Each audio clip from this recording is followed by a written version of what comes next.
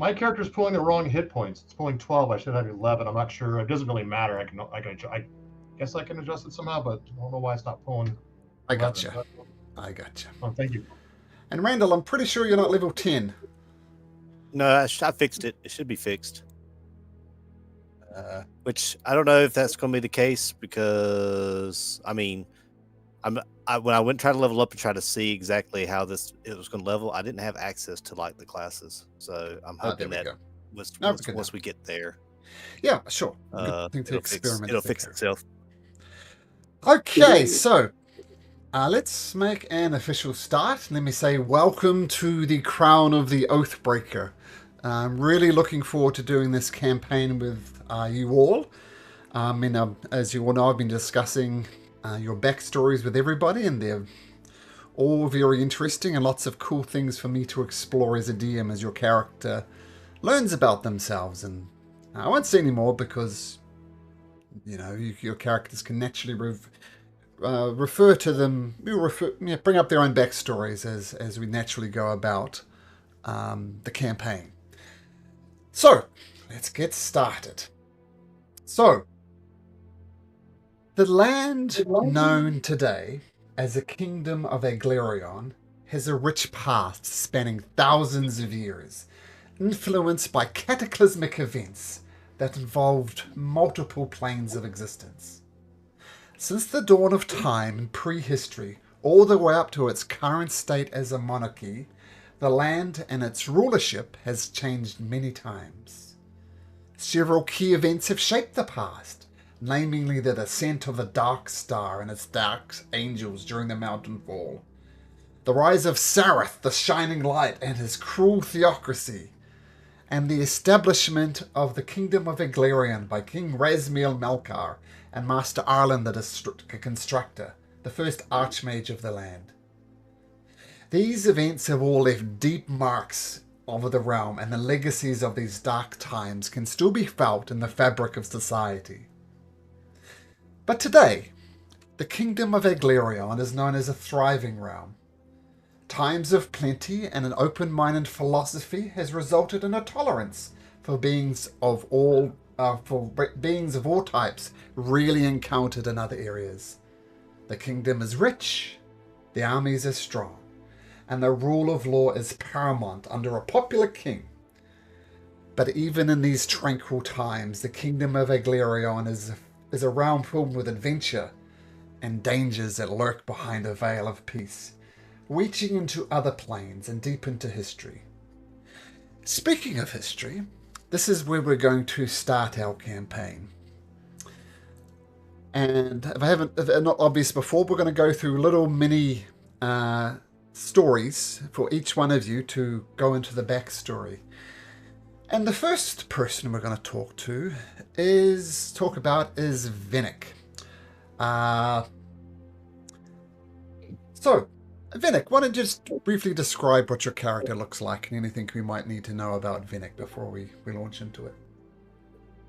Maybe just what he looks like. Yeah.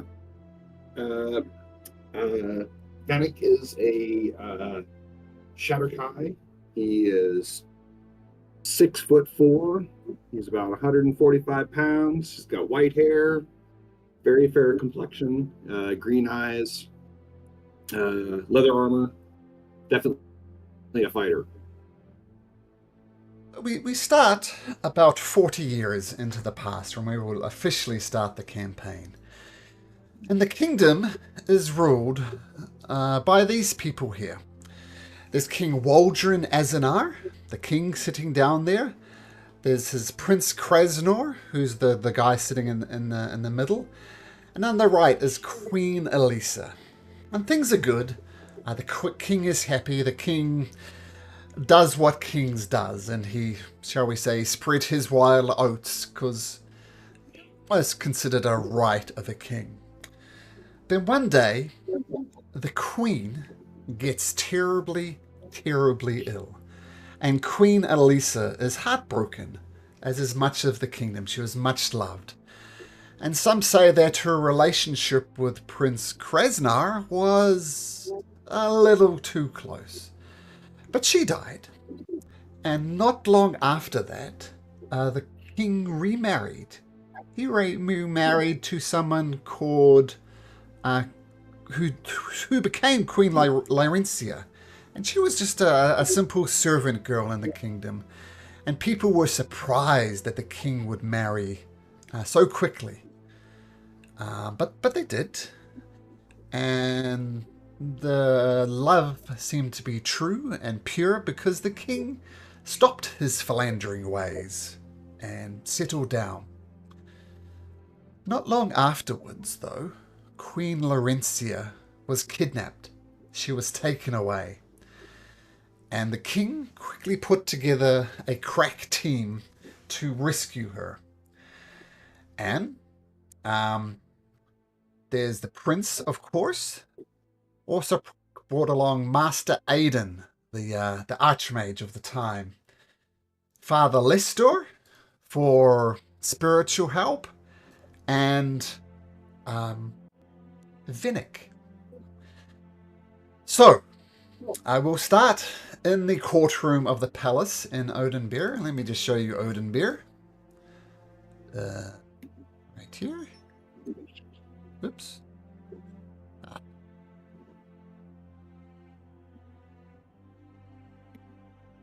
Right there. This is a town you're all familiar with, Oathbreaker.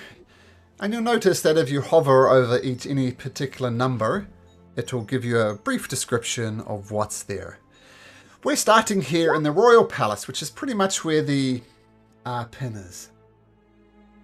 And, one other person who comes along, who many of you will get to know well, is Lord Signmonder, the head of the Royal Guard.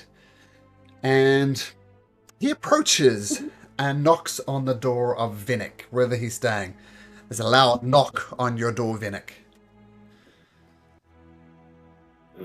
Okay, I answer the door. Well, you see Lord Signmonder, who you know quite well. And he says, "Lad, we got a problem. Get your sword, get your armor, get all your shit together. We got big problems. Hurry up, lad!" Yes, Lord Monder, I'm at your service. So you've been a true and loyal warrior of the kingdom. And basically we need the best of the best, Vinnick, and you are the best of the best.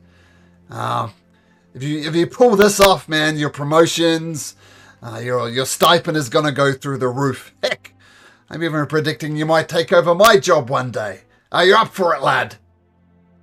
Absolutely.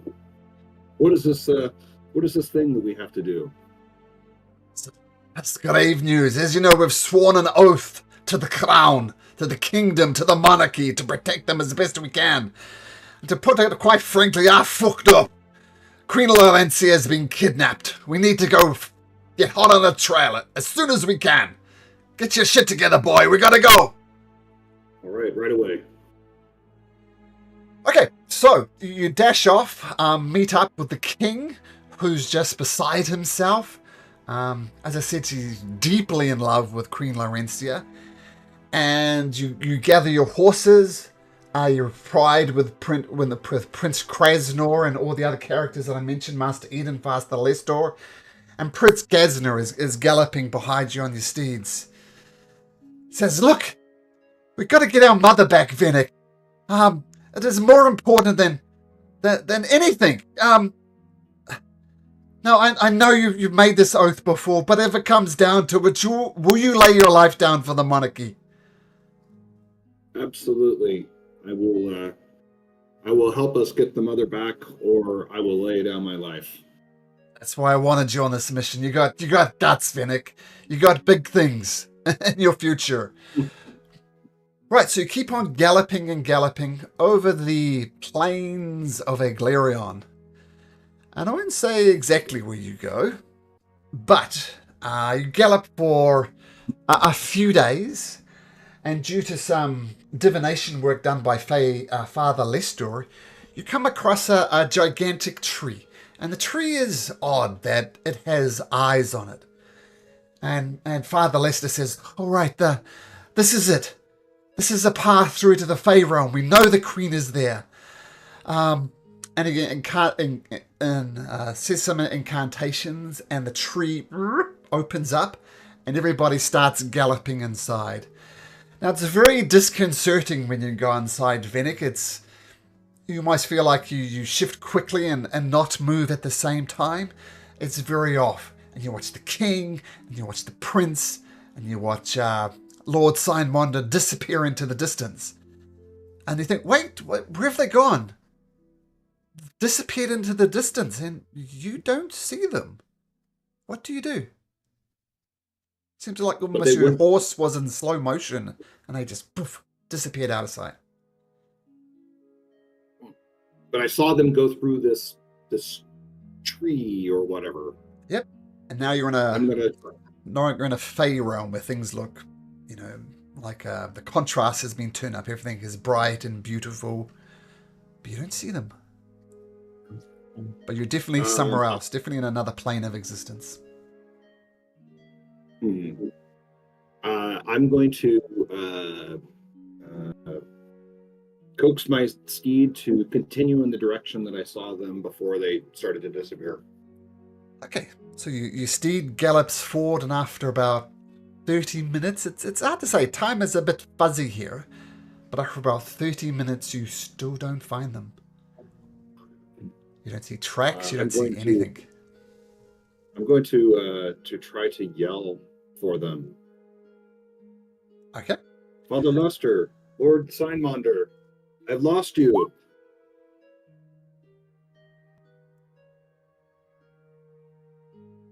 No response comes through. No answer comes through. What do you do?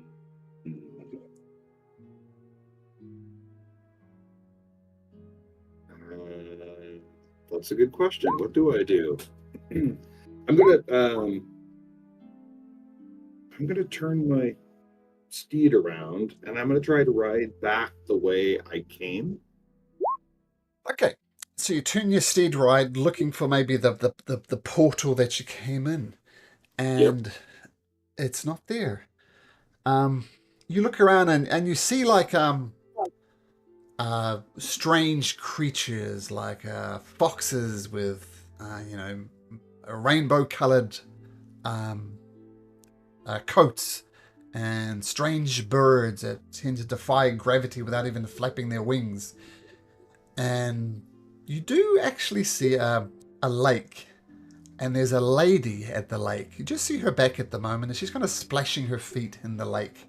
That's the only real humanoid you've seen since you got here. Okay.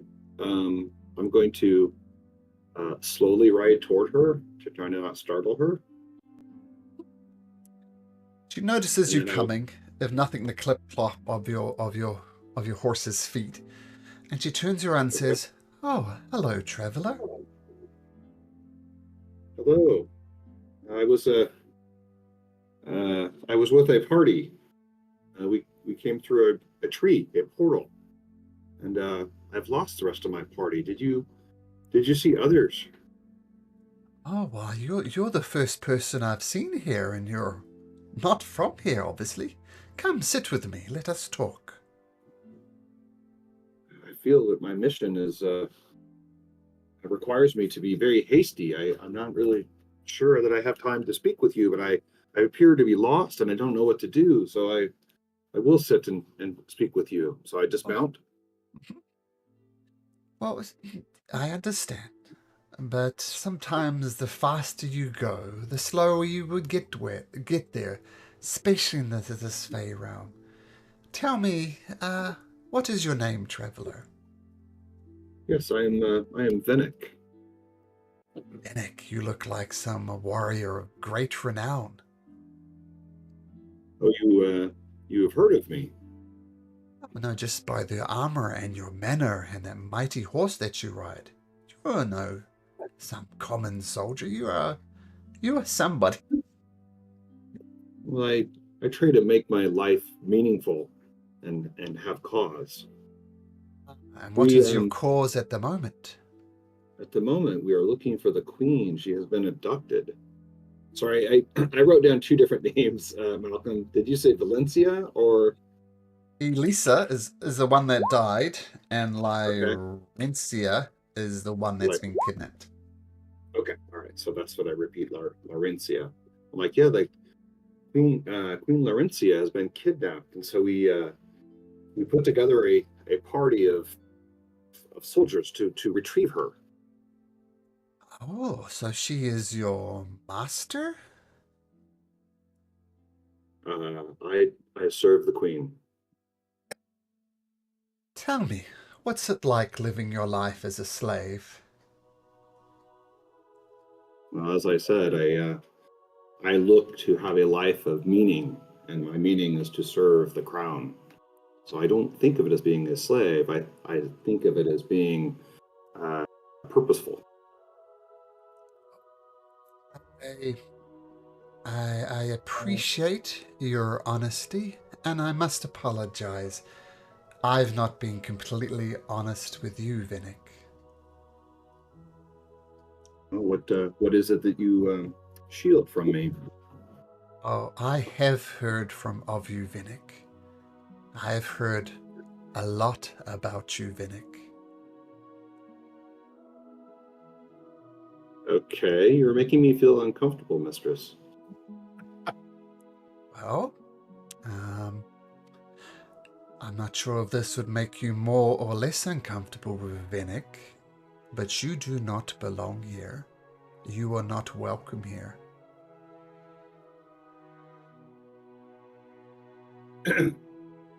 Well, as I said, I was part of a party. I don't know that we are actually meant to be here. We are trying to find our queen and return to our own plane.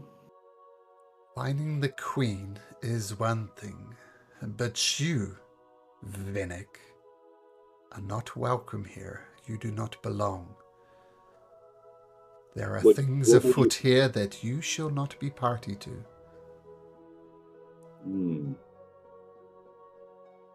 I don't know that I could find my way back. What do you suggest I do to not be a party of what's happening here? Stand with me. And she stands up and points off into the distance. Do you see that mountain over there?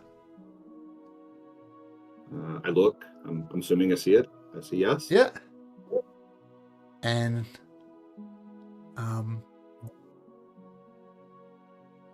this mountain, take a good close look, Vinnick, because it's going to be the last thing you see. And she jumps on your back, takes a dagger, and stabs out both your eyes. What? What? Sweet. And This is starting out great already. You fall to the ground, obviously screaming in pain. And as you fall on the back, she just keeps on stabbing you in the back again and again and again. What do you do? I'm going to try to defend myself. I'm going to pull out my short swords and I'm going to try to attack her. But before you do that, I want to point out that this is the first roll of the game, Jeff. So no pressure, but whatever you roll for this attack is going to set up the entire tone of the campaign. And I did this with one campaign. It was at advantage and the guy rolled a double 1. So, do better than that. Okay, let's see your attack. Vinnick? Right, let's see what we can do here. Looking at my character sheet. And there we go. And right down the middle, Jeff.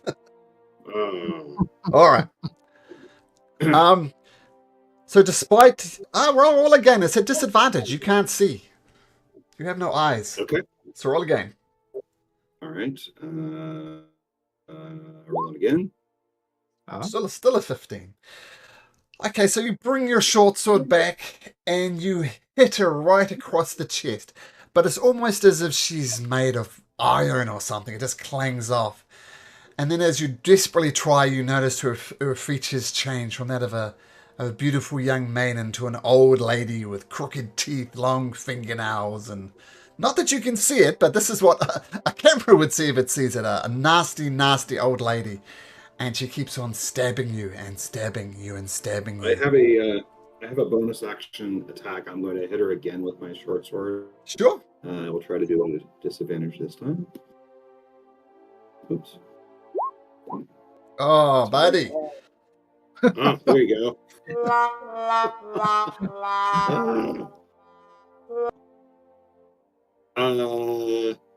Let's see. I'm going to yell at the woman and say, "What is it that?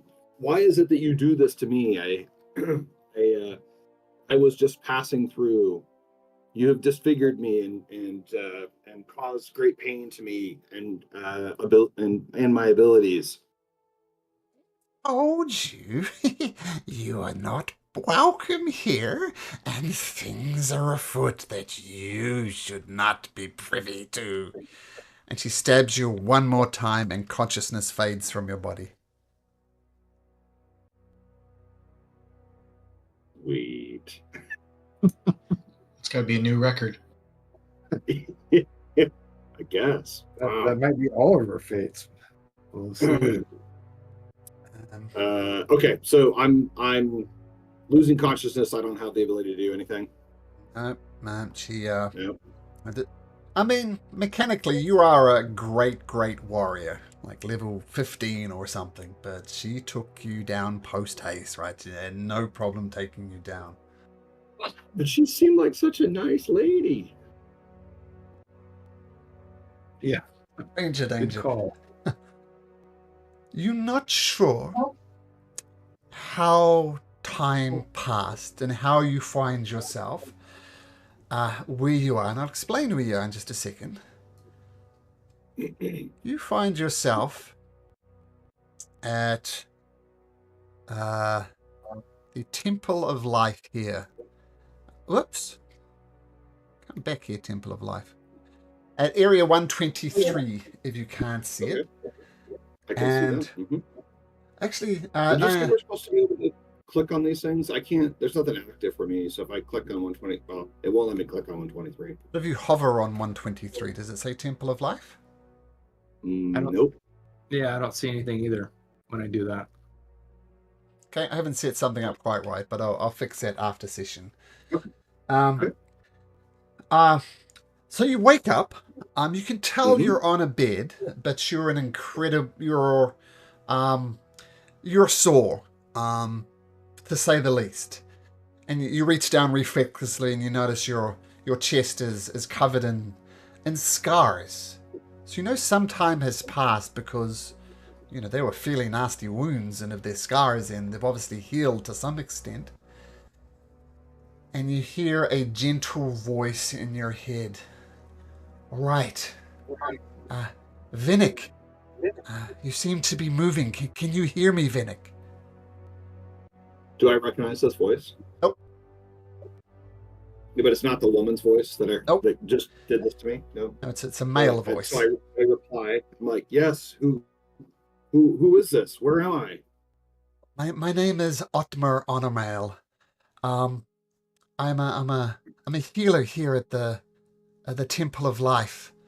I don't know how you survived, Vinnick, but survived you have.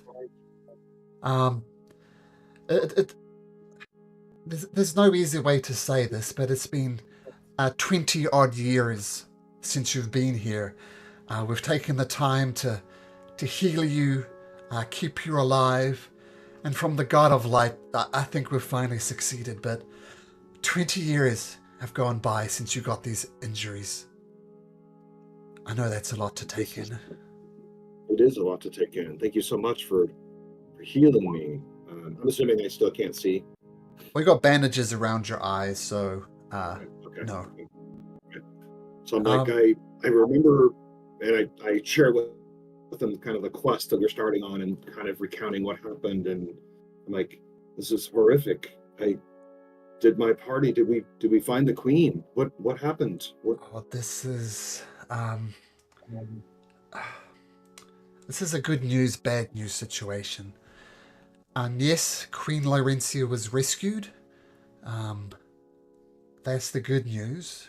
The bad news is that Prince Krasnor and Father Lester died in the efforts to save her. So we got the queen back, but lost the prince and lost a holy man. That's terrible. I swore an oath to help. I'm glad that they retrieved the queen, but I feel very responsible that I wasn't able to help and prevent the death of the prince and the father. Oh, I'll alert Lord Signmonder that you're up and talking. He can talk to you more about that. But I'm going to take these bandages off your eyes. Healing your body was, quite frankly, miraculous. I'm not sure if we've saved your eyes, though. So if you can't see when I take these off, I apologize. Well, thank you for what you have done. And wraps the bandages from around your eyes, and they're free. And you open your eyes. They're a bit crusty and it's a bit blurry, but you can see. It's a miracle, healer. Thank you. I lost my eyesight, as you know, and I can see. This is a miracle. Just take it easy. It is indeed a miracle. I feared you were blinded. I mean, when they found you, you were a mess, and your eyes were the worst thing to see. But take a moment. I'm going to alert Signmonder to come here. And after a while, Lord Signmonder returns. This guy. And he says, he's a bit bolder than when you saw him last time. And he said, lad, I don't know how you did it, but you made it. How do you feel? I'm a little stiff, but I feel that I have been healed, and I'm very, very grateful that my eyesight has returned to me with the injuries that I suffered. But I learned about the prince and the father, and I feel horrible about this. This is our duty. We are taking an oath to protect the realm, the monarchy, and the crown, and we failed. That's something we're just going to have to live with for the rest of our lives. This is horrible. Me lad, we came back with Queen Laurencia, and we found you. Eyes bleeding, body broken, and we thought you were dead, but there was a spark of life in you. What happened that night?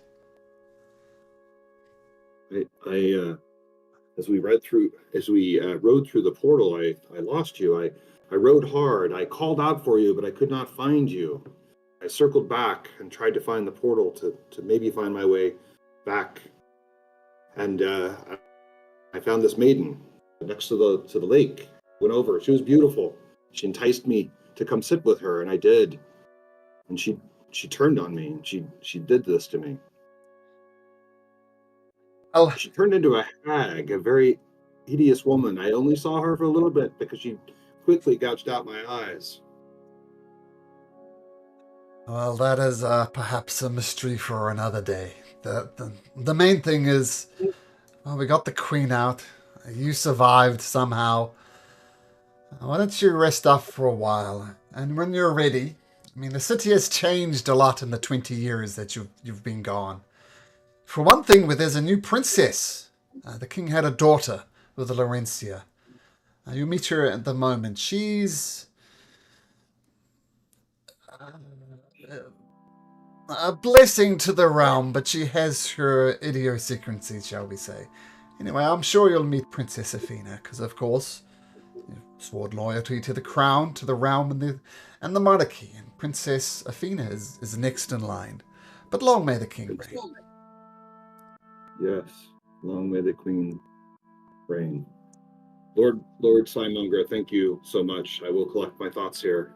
Will you come back and get me, or shall I seek you out after I have rested more?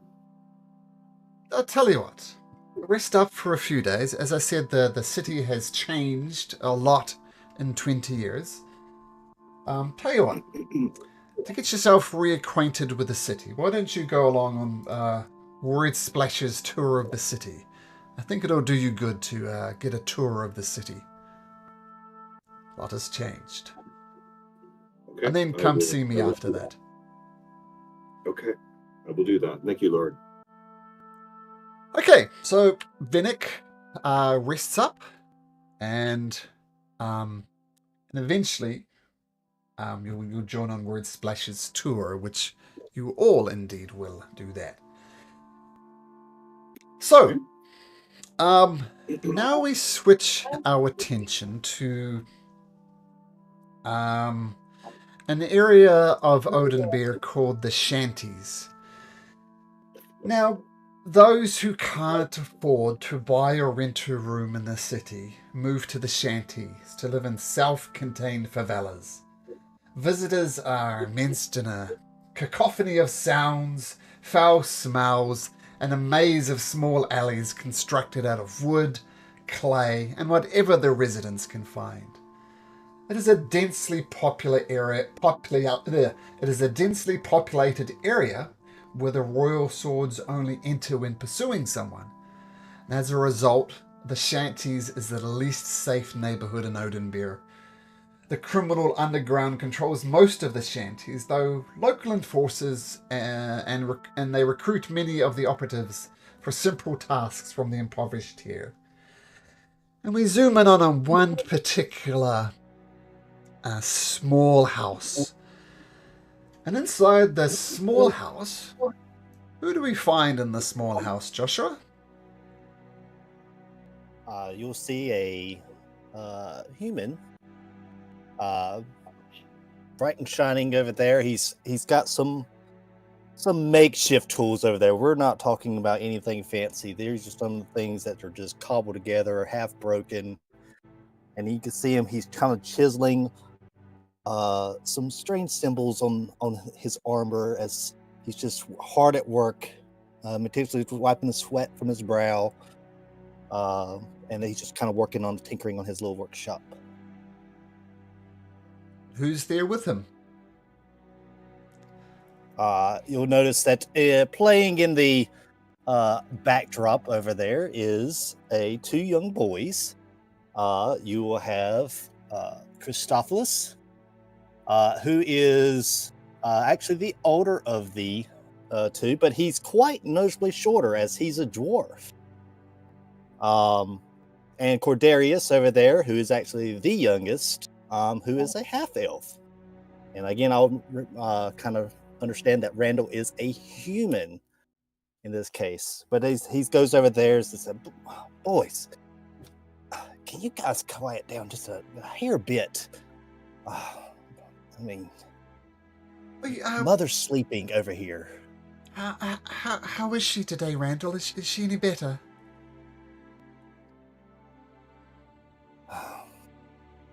She has her good days and bad days, but today just hasn't been a good one.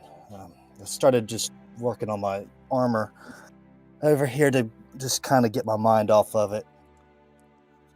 I hope you're not mad, Randall, but we got into the city. We managed to get through the mule gate, and we managed to scrounge up we got 3 silver pieces. Maybe that can help feed us and get us some food tonight. I hope you're not mad. I know you don't like us going into the city, but we're hungry. Well, guess I probably haven't set the best example for you boys. Slipping into the city quite off to myself. Did you earn it fairly? That's at least all I've asked. You didn't pickpocket anyone, did you? We just asked. I know you don't like to use the word, but we begged. Some people took pity on us. Well, at least you didn't steal it. At least there was some good, kind hearts still in the city. No matter, boys. You did a wonderful job. And he kind of goes over there and kind of like ruffles his hand through both of their hairs. And he kind of holds out the silver pencils. Well, I tell you what, maybe to keep you guys a little bit more quieter, how about you see if you can't pick us out something tasty? What type of tasty things are you picking out? And a bugbear, along with his group of cronies, comes out. He says, "Hello, Randall." Hey, Gofka. It's that What time brings you again. by? I'm afraid of that. So, Look, what do you have for us? Well, I gotta say, it's the been- interest is mounting and mounting. Best you get on top of it, don't you think? Who'd your bros here got a few silvers? Why don't you hand that over, lads? And they look to you for advice. Come on, Gopher. Take pity on the boys. Make a persuasion check.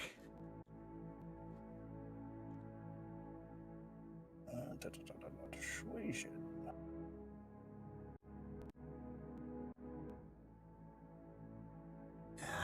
Look, you know, I don't do this to be cruel, but the people you owe money to, they're not nice. And I think you'd prefer them to come for a few silver pieces than a few kneecaps, don't you think? So just, yeah. And Randall will kind of like nod to the boys. Go ahead and give them the money, boys.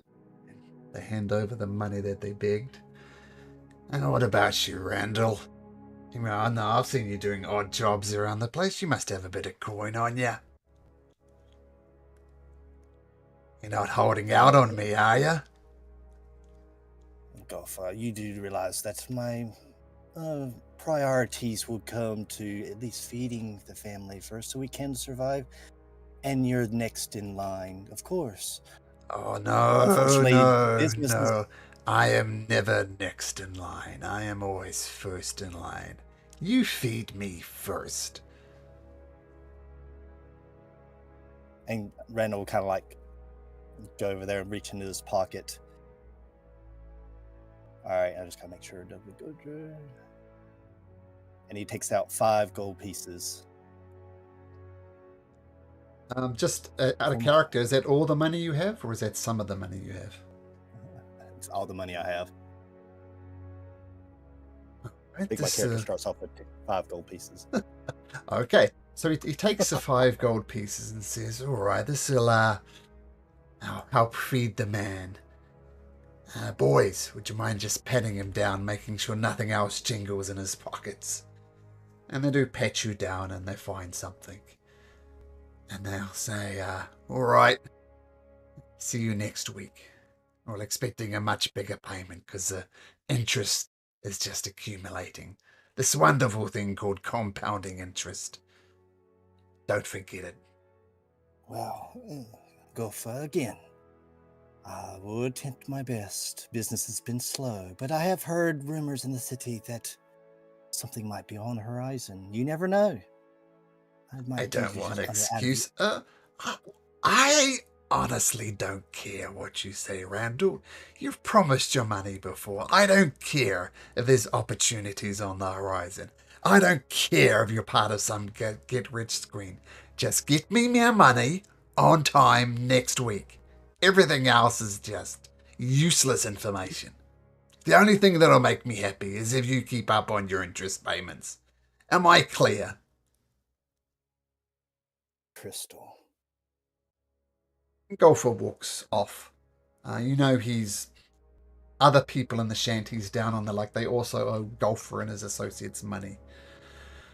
And you have 2 hungry boys, 2 hungry brothers, stepbrothers, I guess. A sick mother and no money. What do you do?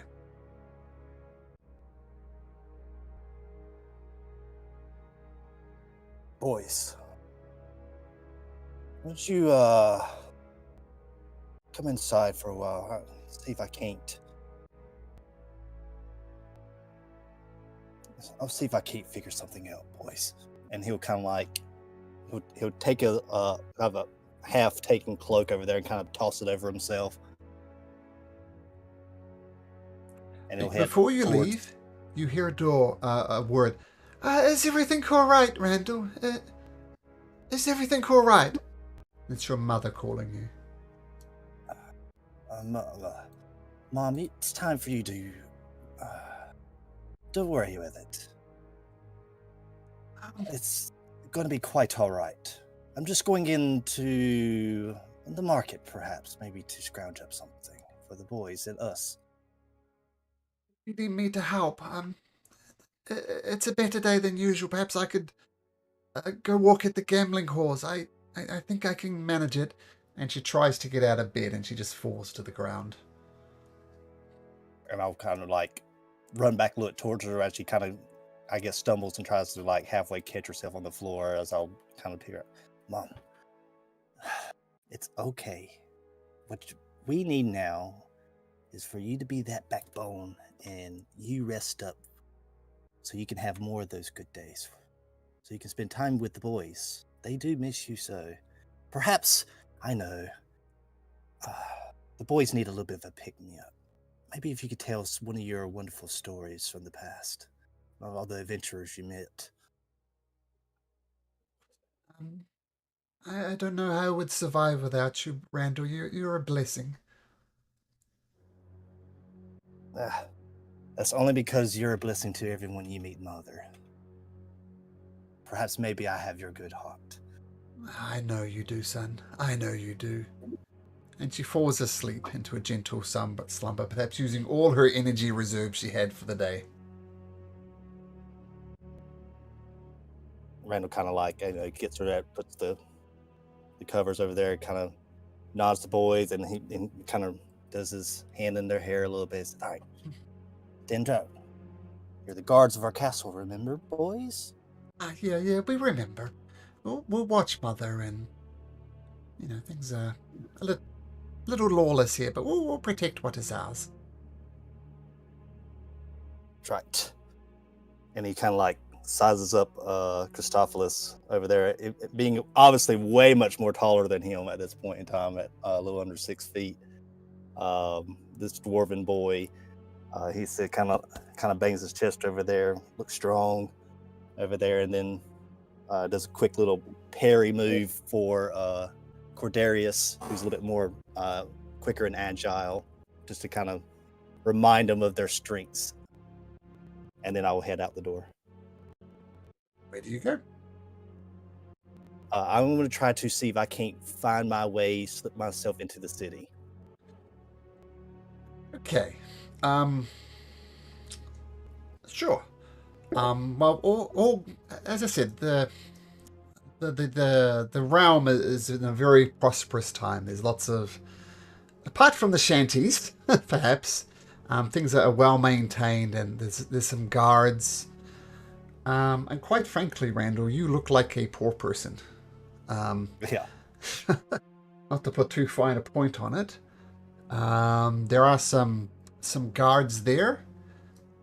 What do you do?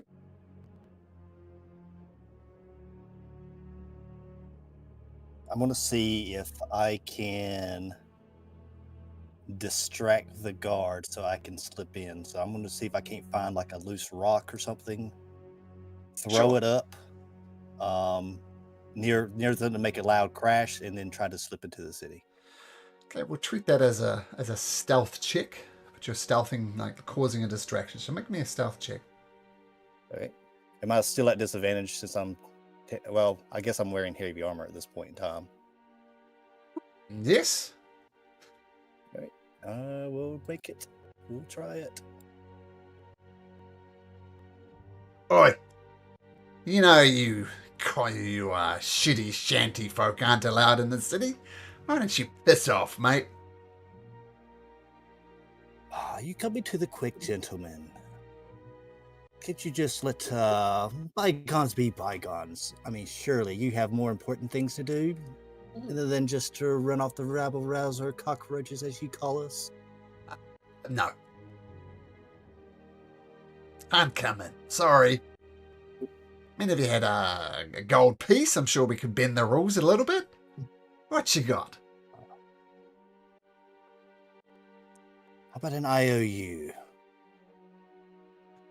You're funny, mate. I haven't got much. Gentlemen, it's okay. I've got this. And a figure approaches from within the city. His name is Nathal Wester.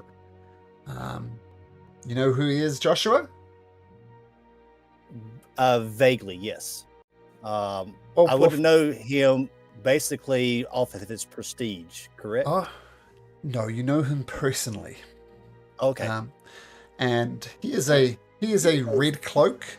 There's about, I think, 50 red cloaks in the city, and they're the people who apply the laws and dish out punishments. He's like a walking court case. Yes. Okay, and he says, no, No. it's okay. He's with me. Just come with me. And with Nathan Wester, he leads you into the city. Fallen on hard times, have we, Randall? More like started at hard times, Mr. Wester. There. I know you have designs on being a guard and perhaps one day a red cloak. Is that still interest you? Very much so. I do enjoy seeking out the truth for people. And living in the shanties for pretty much my whole life, we don't get much of anything of truth and justice where we're at. It's true. And I know crime is rampant there. I know corruption is rampant there. But I've kept my eye on you. You seem to be a beacon of light in such a dark place. I've never heard any scuffles involving you, any robberies, any pickpocketing, anything whatsoever. You should be commended for that. I think you could make a fine red cloak one day. Not soon, but one day. I appreciate that. Coming from you, sir, that's truly an honor.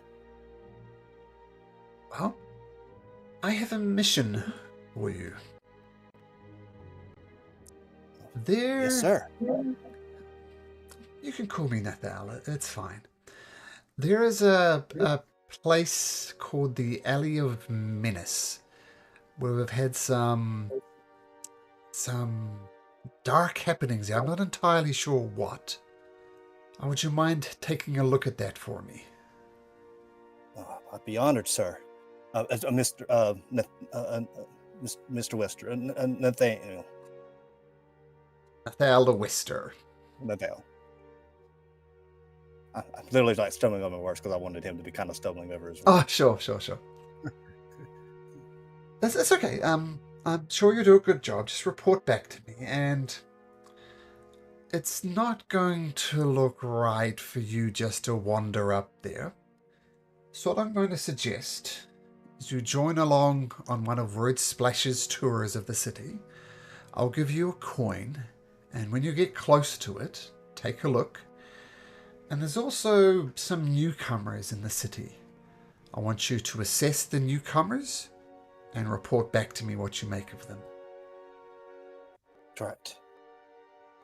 So, attend the tour, take notes about the new people that have arrived in the city, and find out about this Alley of Menace. Something odd is going down there.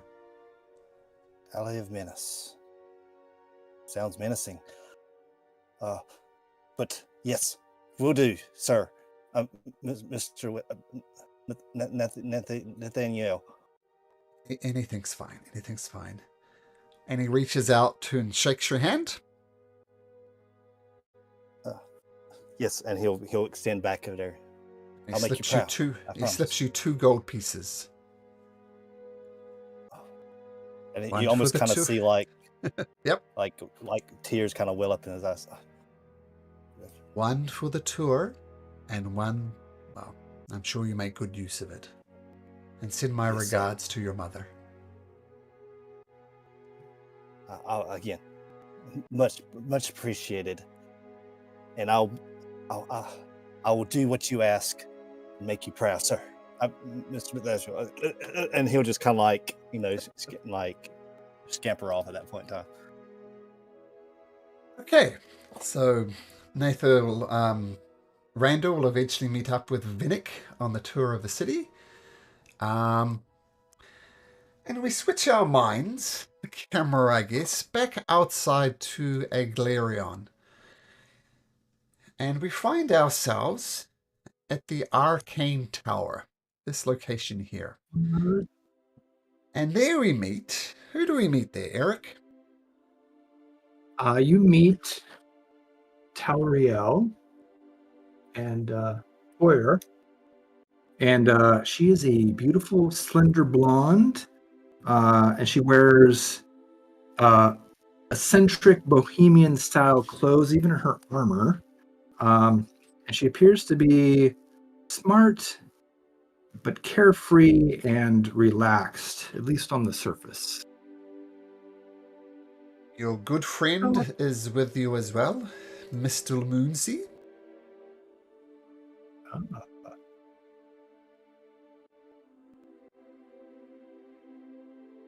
Oh yes, I can tell Mistle anything, and she knows how to keep a secret. She does. And inside, the Arcane Tower has been your home for 12 years. It takes that long to train, and you've trained hard under the auspices of Master Zalphus, who is the current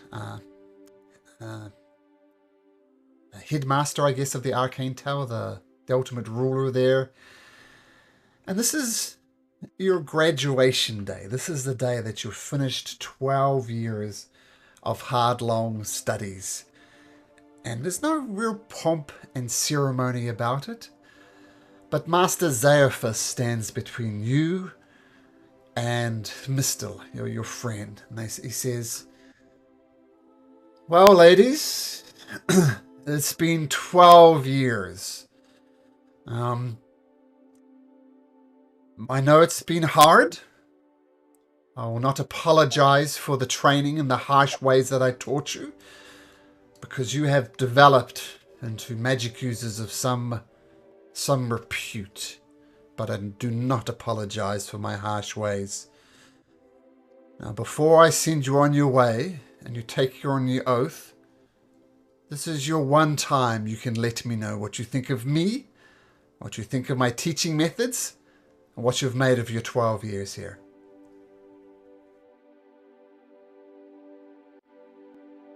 Master Zafas, I wouldn't have it any other way. You were definitely, I definitely did not like you at certain times, but in the end, I feel it was needed to make me as strong as I am now. If I could ask one request for the pupils behind me, would be to let them know about this ahead of time, so they're not shocked, and it might help with some of them, and you might have fewer dropouts. Are you Other than telling that, me what to do, Toriel, if you learnt nothing? My ways are perfect. It was just a mere suggestion. Perfection, I feel like you can always improve. That's It just glares that's at right. you. As you know, I thought this was a safe place. You asked me. As I said, this is your one chance. I don't subscribe to all this liberal bullshit of safe spaces, but if there is one, this is it. As you know, at the culmination of your training, you must swear that you'll use your abilities to defend the realm, the crown, and the monarchy. Are you two prepared to take this oath? I am prepared to take this oath. Give me your hand, girls. I give him my hand. As does Mistle, and he takes out a dagger from his belt, puts it above your palm, pauses for just a second, and then draws a long gash down your palm that draws blood. And he does it the same for Mistle.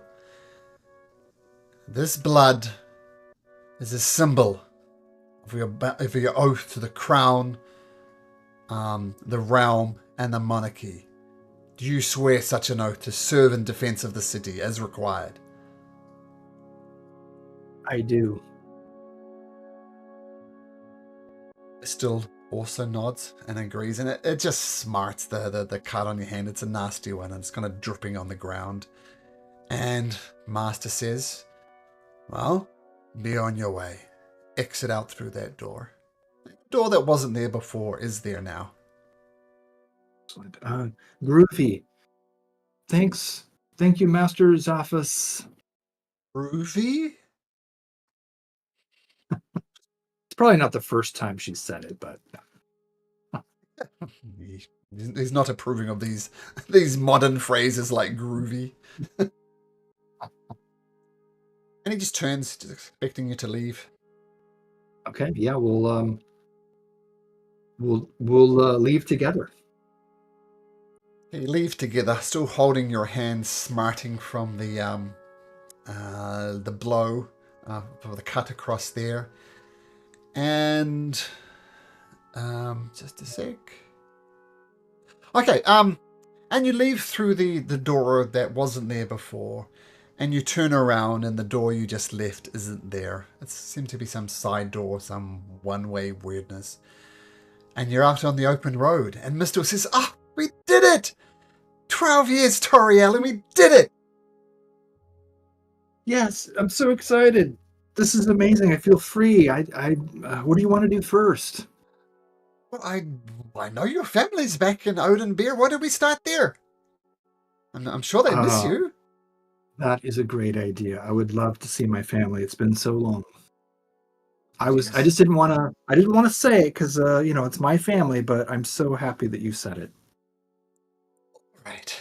Okay. Well, let's be on our way. Okay. And you start your... Well, let me use this. You start your travels along the road. And after about a day of traveling, you have some simple supplies with you. You come across a restaurant that is no simple inn. This is the Weary Ogre, possibly, arguably, the best restaurant in the entire realms. And you've heard about it, you've never been there, you do have 10 gold pieces jingling in your pocket, and you could probably get a meal there, but it would cost you 10 gold pieces between the two of you. So 10 gold pieces for 2 people. Oh wow, that's really steep. Do we have rations? You have rations, so you don't need to stop at this flesh restaurant, but you can. Well, maybe we should see about we could get an ale and just check it out. I haven't had ale in over 12 years. Maybe it was too young for ale before. Yeah, we're gonna check it out. I don't know. Let's see if we can afford even a drink to not spend all of our money because we're heading to the city, Mister. We can't just buy fancy meals. There is a cause to celebrate. Isn't this it? This is, but we might. Does she have money on her? You got 10 gold pieces each, so you have 10, she has 10. Okay. Well, we can spend half of our money on this, but then we're gonna have to tighten the belts until we have some other source of income. Okay, so All right. 10 gold. We're gonna go all out on this meal, and then yeah. So you enter the Weary Ogre Inn. And in fact, it wasn't even here when you first came to the Arcane Tower 12 years ago. It's a relatively new relatively new establishment. But you walk in, and despite your clothes, Toriel, and Misty's clothes as well, you appear distinctly underdressed. There are people here, men wearing magnificent outfits, women as well. There's servants running around, and what you assume is the maitre d' says, "Hello, Do you have reservations here? We do not. Is there an opening? So we have approximately. Oh, sorry, ma'am. We have approximately a 1-year waiting list here. Terribly sorry. Um, is there like a bar portion? I'm just looking around. No. In fact, there is one table here, one very extravagant table with 12 people around it. And that's the only table here. So we're not some common inn or establishment. We're the Wary Ogre. We don't have a bar. If you don't have a reservation, then I'm afraid you have to leave. And you hear a voice. What do you fucking mean you don't like the... You son of a bitch! And the chef rushes out of the kitchen. Odd that it's an orc, but seems to be the head chef. Says, you sons of bitches! And he grabs two halflings by the ears and physically throws them out the building. And take your fucking pallet with you, you sons of bitches! It appears we have an opening now, ma'am. Would you like to join in the meal? Yes, we would love to. Please, Ozar is very sensitive about his food. You simply must.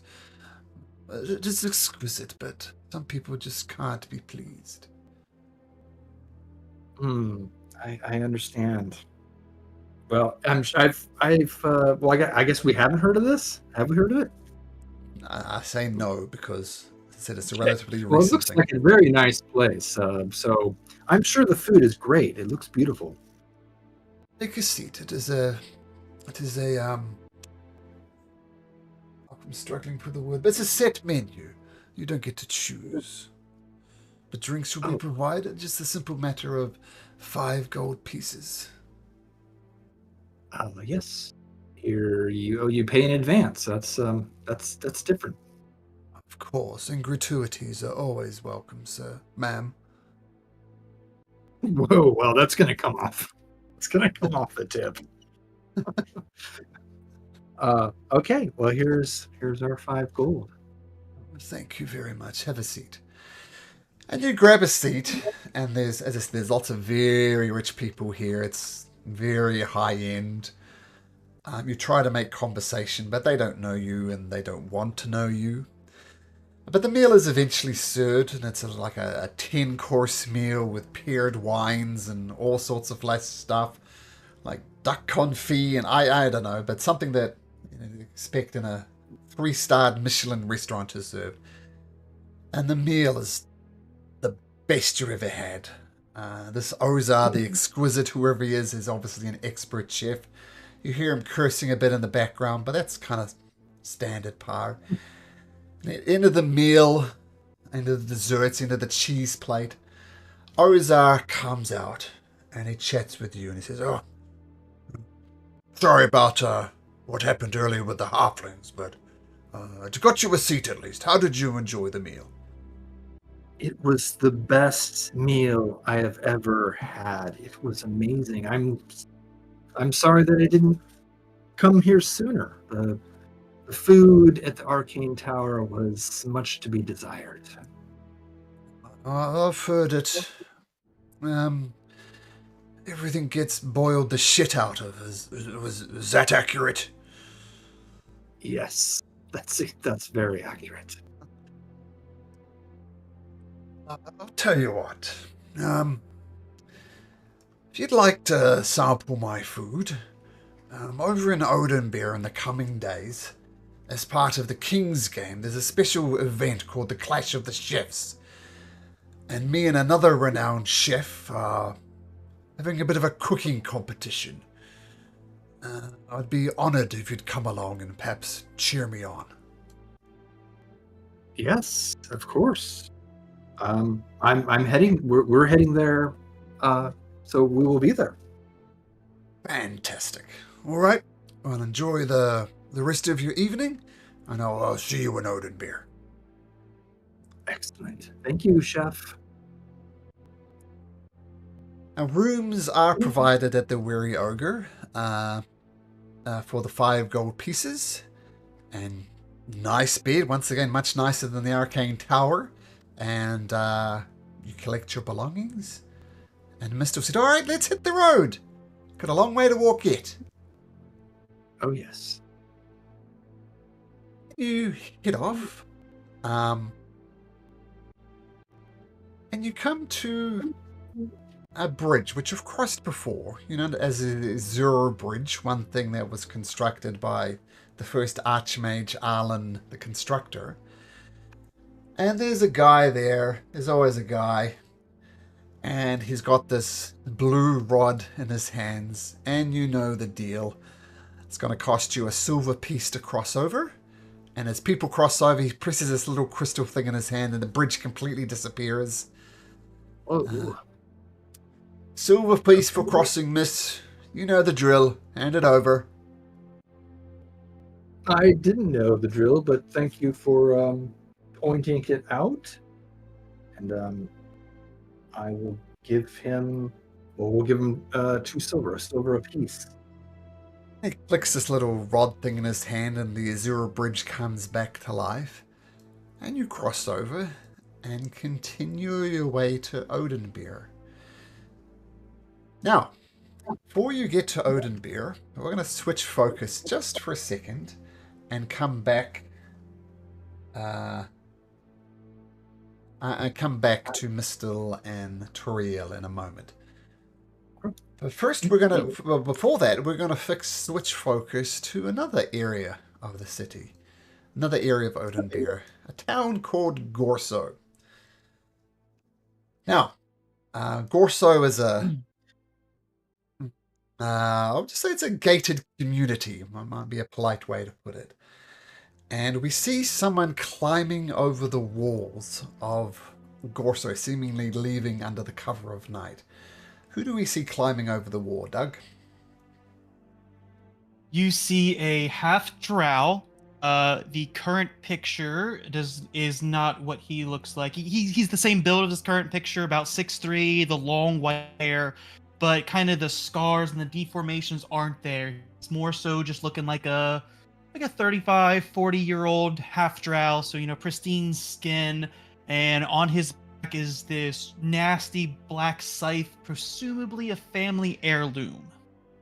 And as you bounce over the wall of Gorso, you hear the sound of debauchery coming from the back.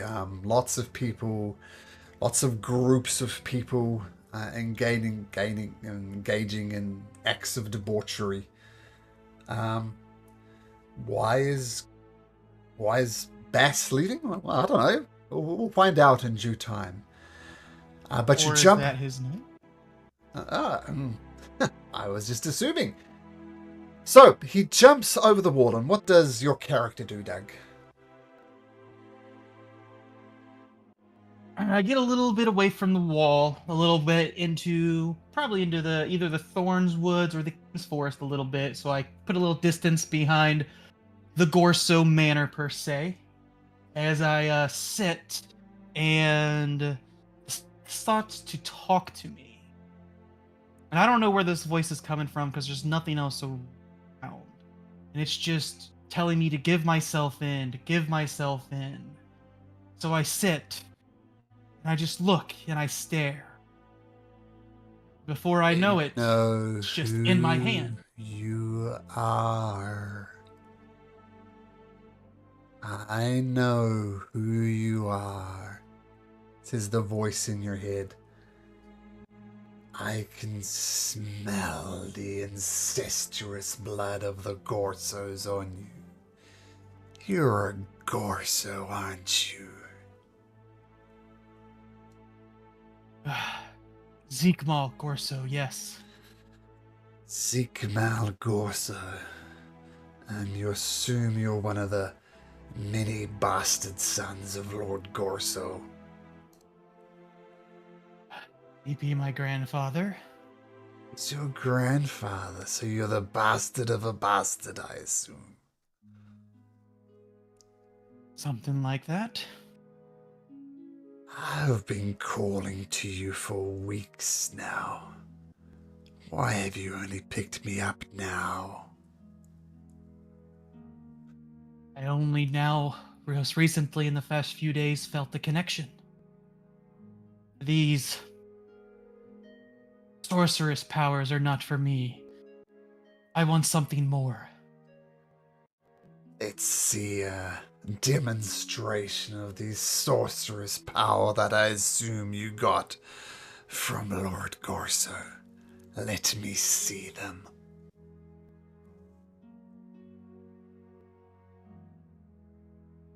I'll find a tree and do a chilled touch. Doesn't work.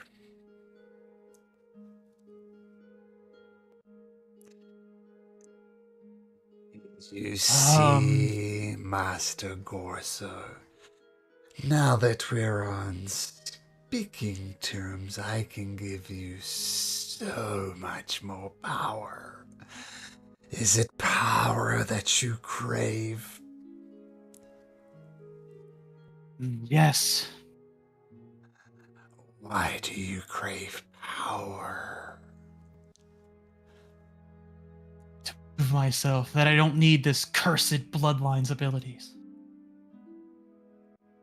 You stick with me, Master Gorso. We can do wonderful things together.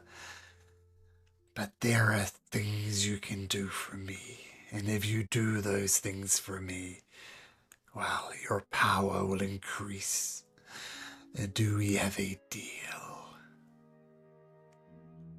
We have a pact. Pact. I like that word. Now, Master Gorso, see that tree over there? Why don't you concentrate really hard and blast it away? None of this pathetic ice magic. This is magic. I will concentrate and... Yeah, you hit the tree. What does your Eldritch Blast look like? This looks like a purple glowing ball of energy with a very faint black trail behind it. Hit the tree and it burns and sizzles. You like that, Master Gorso? I do, but what would really be fun if I could use you. Let's just make an agreement that we'll use each other, shall we? Agreed. I think you should head to Oathbreaker. So many interesting things there. So many opportunities. Okay, but if we're going there, until it's required, I'm not going to reveal that I'm a Gorso. So until then, I shall call myself Bast. Oh, one other thing you can do as well. You can hide the scythe until it's needed. And voomp, the scythe disappears from your hands. And you concentrate for a second, you can summon it back, so it kind of bamps. Kind of in you, then out of you. So you can hide it at will. Neat little trick, huh? I'd say this is perfect for getting past the guards. Wow. Let's just say I'm not a scythe designed for cutting wheat. Well, let's see if we can find you something else to cut. Indeed.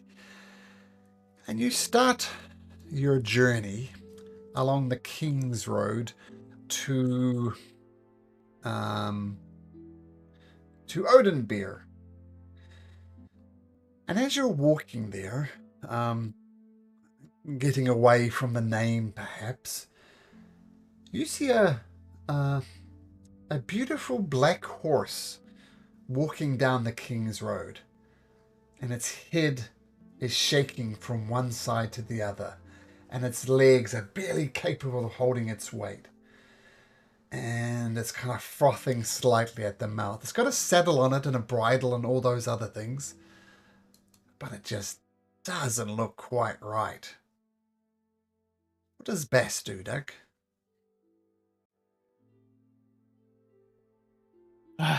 Get this disgusting creature out of my way, and I will to use my newfound power in Eldritch Blast it. The horse crumples before you, and perhaps it was a mercy kill, perhaps it wasn't. Now there's a dead, sickly horse in the middle of the road. What do you do? Oh, pathetic creature. Pass by it. Okay. Okay, so you pass the sickly horse, give it a wide berth, I imagine. I attempt to start passing by. As I get about 3/4 past it, something stops me, and the scythe appears, and then I just hack into the horse. Hacking into the horse is easy enough. Are you turning it into mincemeat, or what do you call it, ground beef, that sort of thing? Or are you just cutting it into pieces? What are you doing? Just about four slices, so just some chunks. Make me a Constitution saving throw, please, Doug.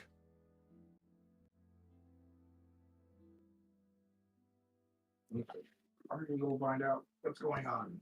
DM takes some notes. Okay. Did we start with point of inspiration, Malcolm? Oh, be nice. Yes, everybody has a point of DM inspiration. Sounds like you want to re-roll that one. Yep.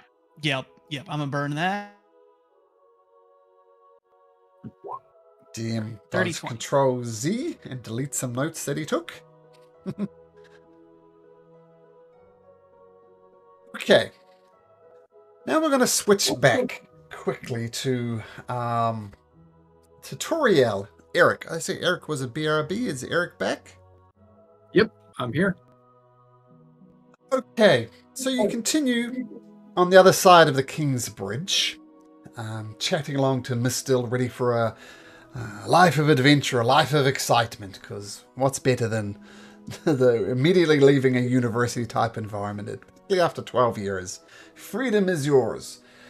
And you see a figure in the middle of the road.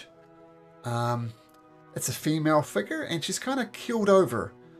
She's not moving. She's lying there in an awkward position.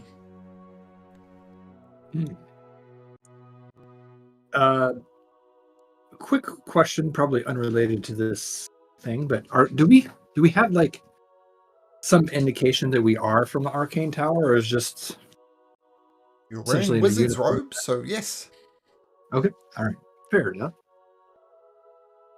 I have been told many times by my parents not to talk to strangers, but it's also rude not to say hello. So we'll keep our distance at first. It was like maybe 30 feet away as we approach. It's like, are you okay, milady? And no response. Does she look alive? Is she moving at all? Make a perception check from 30 feet away. All right. And see if you can see her, the chest rising. Yeah, you don't see any movement from her. Okay. Oh, I don't like this. We're and she's in dark robes. Do they look tattered? Do we see any blood? What's the Well, the 7 perception, you don't know if there's blood there or not. She's wearing reasonably nice clothes. Maybe not quite a noble, but has some money. Okay. Can I ask Mistel if she says anything? And I would say to her before she checks, Oh, I'm going to cast guidance on her and say, may time's gentle touch grant you clarity and calm. What do you want me to do? Can you tell if she's alive or a threat to us? Let me just locate the character sheet that the DM prepared for me before this started. That doesn't make any sense to me. I know. There's Mr. there. Okay, let's... Yeah, I cast guidance upon her. Yeah, she has no modifiers. Sorry, is I don't know, we'll do an intelligence one anyway, because why not? 10 plus 1, 11. I can't make out anything either. I mean, we just took an oath for the realm, the Yeah. monarchy, and the kingdom. I don't know what. Okay, well, let's see. Let's get a little closer and see if she responds to us. So we'll get about 15 feet away, and I'll call out to her again. Madam, are you okay? Still no response. Oh boy. I'm going to cast Mage Hand Sure. and go over and gently tap on the woman's shoulder. Still no response. I don't like this. All right. We're gonna go up. I mean, we like you said, we gave an oath. This is probably someone from this kingdom, and we need to look out for them. Okay. So I'll get within 10 feet and just speak a little louder. Madam, you're in the middle of the road. Are you okay? Still no response. She's kind of like in the recovery position, like face kind of to the side, down. No response. Okay. I'm gonna walk around her to see her face. Her eyes are closed, but at this point you can tell she is breathing. Okay, that's something. Mistel and I are going to look around. It's like, see if this is not some kind of trap. I mean, we were probably already in the trap. If it is, kind of looking around to see if there's any thugs in the tree line or something. Okay, make a perception check. Would that be advantage if we're both looking? Sure. Save me rolling for Mistel. Sure. Okay, cool. That's terrible. No, you don't see anything, no? Okay. All right. Well, I don't know what else to do, but I will I'm just gonna go for it and kneel down and put my hand on her shoulder and try to gently rouse her. Madam, are you okay? Uh-oh. No, madam. And she flips over and brings a knife to your throat. Oh, listen, Yeah. love. You two could probably take me, but I got a bunch of friends just waiting to pounce. So why don't you just hand over your gold and we'll be on our way? May I incite her friends? You can incite her claim for friends, sure. Yep. She seems to be telling the truth. Okay. And as you say that,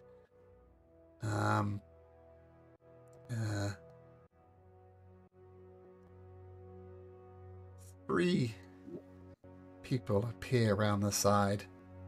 Oh. Oops. Well, I guess they're not. I guess she's not lying. There's her friends there. There's a sucker born every minute. Now 4 on 2. Those are not odds in your favor. Bass, you're walking along, and from above, you happen to be up here, Doug, and you see exactly what's happening. Okay. Hold on, I gotta put this cat out real quick. Cat interference. It's like, just when there's about to be some action, she's like, hey, I want to get involved. Okay.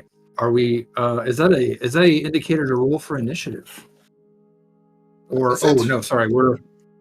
Look, you're out now, love. You're out. Yeah. Numbered here, honey. 4 on 3. I wouldn't take those odds if I was you. You just hand over your money and be on your way. I'm going to try to do I'm not very good at this, but I'm going to try to do like a sleight of hand to give her. I have 9 silver. When I went to the bridge, paid for the bridge, I have 9 silver. I'm going to try to conceal that I have 4 gold left and just give her the 9 silver. It's like, yes, of course. I prefer to stay alive. I will give you what I have. Make a sleight of hand check. Okay.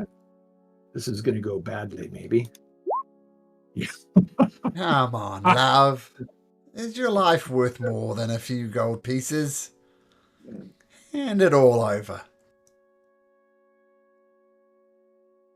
I must warn you. I am a great mage, and I just offered you some money, and you're not taking it, and you're making me very unhappy. Miss Dill immediately hands over all her gold. Toriel, let's just go.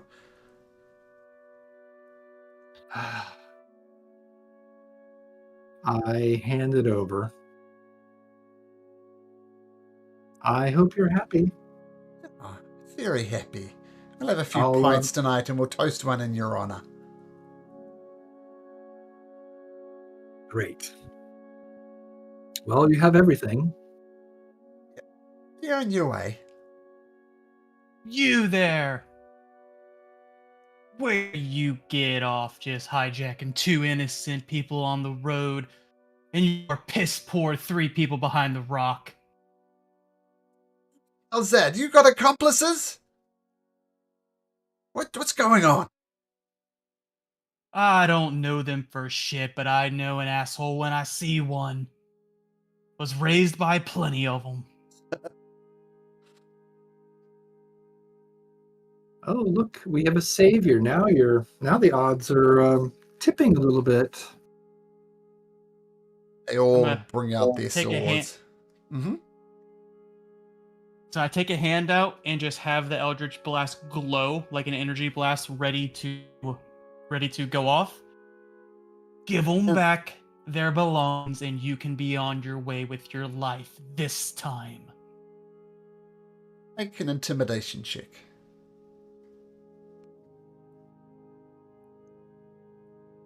Oh, that was a 13 roll to a 5. You're pathetic. All right, boys. Let's do this the old-fashioned way. Roll for initiative. All right. Right. I'll go last. All right. So, let me roll in Miss Still. Is Miss Still? Okay. So.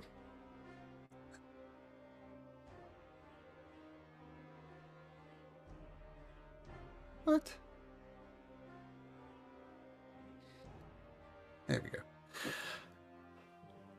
Okay. So one of these thugs immediately knocks an arrow in his short bow and fires it up at you, Bass. I'm going to say with disadvantage because you're up on a bit of a 10-foot cliff there. So he fires it ranged and it's a 10 at disadvantage. I assume that misses. Okay, so this bear just clucks next to you, just zaps on by you. The guard said, all right, you're the talkative one, you're the first to die. And one of the guns shuffles over next to you, Terrell, brings out a spear. Rolls a natural 1. Misses horribly. Ooh. Mr. said, what do we do? Do we run? What do we No, do? Mr. Defend yourself. They're attacking us. Okay. They're bitches. They're gonna be my bitch. And she is going to cast a firebolt at the one who pretended to be dead. You play dead now. And the firebolt Is that it? It does. Oh, no, sorry. No, 16. I'm looking at the wrong one here. The fireball comes and just boof, crashes on the rock behind it. Bass. Let's see here. And I will Eldritch Blast the one in the front.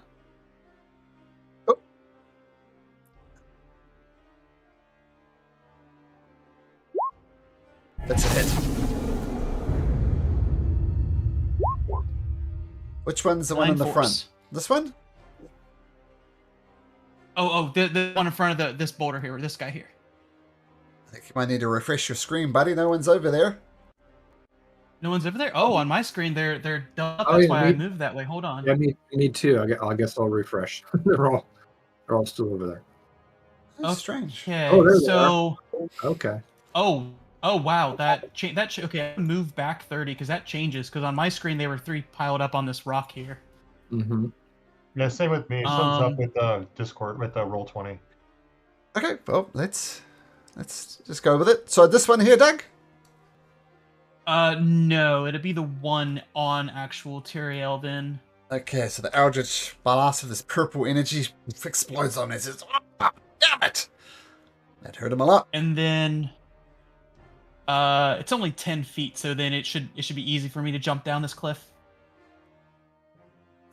I don't know, I'd be hesitant myself jumping off a 10-foot cliff. Make an acrobatics or an athletics to stylishly jump down the cliff. Yeah, I'll try to slide down. We'll see how this goes. 10? 10's enough. So you slide down Alright. down the cliff. Yep. Alright. Was that 5-10 foot of movement? How much movement? 10 feet. 10 feet to get down a 10-foot 10 feet, cliff. perfect. Get to here. Okay. That is alright. 4 on 3 is still a good odds. I like those odds. Alright, miss, you almost did this the easy way. You fucked it up. And she takes a spear and tries to stab Toriel, rolling a 10. She cuts through some of your robes that misses it altogether. Toriel, your turn. Okay. I'm going to start with my bonus action, which is going to be a telekinetic shove, but it's going to be like, since I'm a time mage, it's going to be like as if she stepped back in time. If she fails, right? But at the same time, I'm going to smack her with the mage hand. So it's like just thematically. Sure. As I push her back. And that is a strength save. Hey, roll a 9. It's a failure. Oh, okay. So she would move back 5 feet then, away from me. This one here? Yeah, I'm smacking her and pushing her 5 feet back. Yep. Okay. And then I'm going to my action. I'm going to do a ray of frost. This would be a disadvantage, right? If I attack him, because there's that dude right next to me. Yep. I'm going to pick on the guy who's wounded, though. Sure. Even though it's disadvantage. And I'm going to say, why don't you slow down? I imagine this lady, she kind of walked backwards, almost Michael Jackson style, as if she was going back in time. But I love it. you're still used to your powers, and the ray of frost misses horribly. Your magic won't save you now, lady. Oh, no. That would be it. The lady on the thug seems to be the boss. It's, or you, get that drow, mind the smell. I love killing elves. Live forever, my ass. And he stabs you with a spear, rolling a 22. Yeah. Doing 7 points of piercing damage. Okay. You bleed like the rest of us. And then the guard comes down to Mistle and shoves his spirit here. Die! Rolls a 13, which misses Mistle because she's put up mage armor. Okay. One next to you, Torell. Right. Your magic, I said, won't save you, and he stabs you with a spear. Oh my goodness, rolling a natural one. Mr. is going to do a firebolt at disadvantage to the one next to you, Torell. She rolls a 22 Right. at disadvantage. That's the way to do it. And the firebolt, and he burns up a little bit. And he's looking a little worried now. Bass taking a massive stab wound from the spear. What do? You're almost dead. You think this would worry him, and you just see him kind of grab the wound. He looks at the blood and starts to and the scythe appears. Let's play. And I take a swing. Love the flavor of the scythe, by the way. It's cool. Obviously, mechanically, it's something else, but scythe, yeah. Purgatory, the scythe hits. Nice.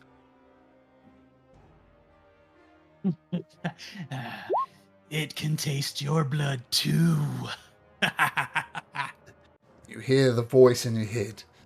Good, Master Garso, good. Feed me more. You'll have a bonus action. I forgot to do this first. Bonus action, Hexblade's curse him. I'll say, I'm going to be nice. Since it's a new character, you will say you did the Hexblade before you did the attack. So feel free to roll the... And it's extra 2 damage on it. Extra 2, so I get confused with the other one. Extra 2 damage. Okay, cool. The female leader of this troop. Right? Your magic's not going to help you? The age-old trick. Blank them. They'll soon fall. Mechanically no advantage, but she's claiming it is. And she rolls an 11, Toriel, which I assume you miss. Surrounded by thugs on either side. What do you do? I hate weapons. She pulls out her dagger. Oh, okay. Yep. And she's going to try to stab the dude that's already wounded. Sure. Buddy. Oh, that's terrible. I can't hit anything. And I'm going to let's see here.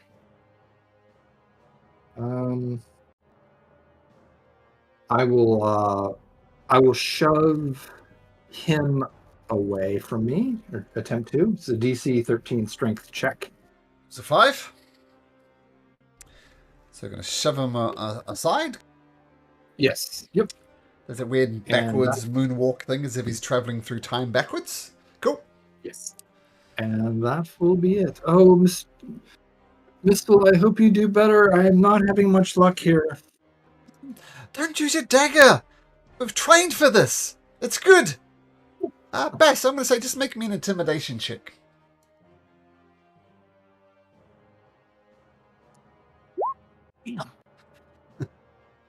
Is possibly going to be scared of your spear. I'll just cut you down right here, right now. And he swings his spear. Oh my god, another natural one. Dearie me. So that's a miss. The guard is going to attack Mistle with his spear. Or the thug, rather. 12 misses. The guard pushes. You don't push me around, lady. I push around you. And he takes out his spear. Slashes at you. Rolls a 5. Battle of first level characters. It's a miss. Mistle says, damn it, I've had enough of this. No more. And she swings. Real.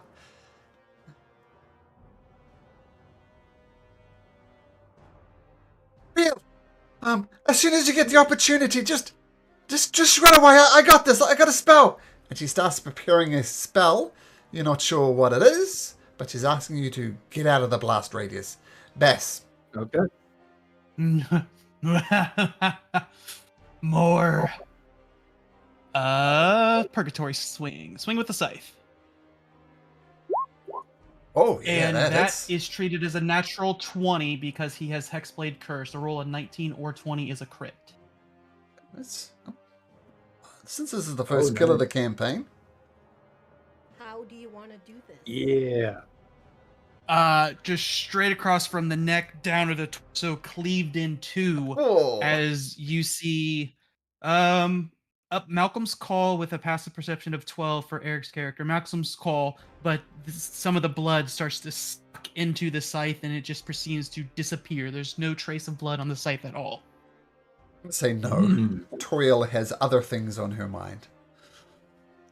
And I also receive 4 HP for the kill. Oh, messy. Nice. Okay. As I will move to here and just laugh maniacally. Your friend, Purgatory Light. You're next. Shit, boys, we hold your ground, hold your ground. It's still 3-on-3. Fuck that guy who died. He was no good anyway. All right, let's kill this woman. Brings out her spear and stabs you for 17 Toriel. That'll hit. Digs in about that. deeply, stains your white robes red as she pulls it out with a spray of blood. 8 points of piercing damage. The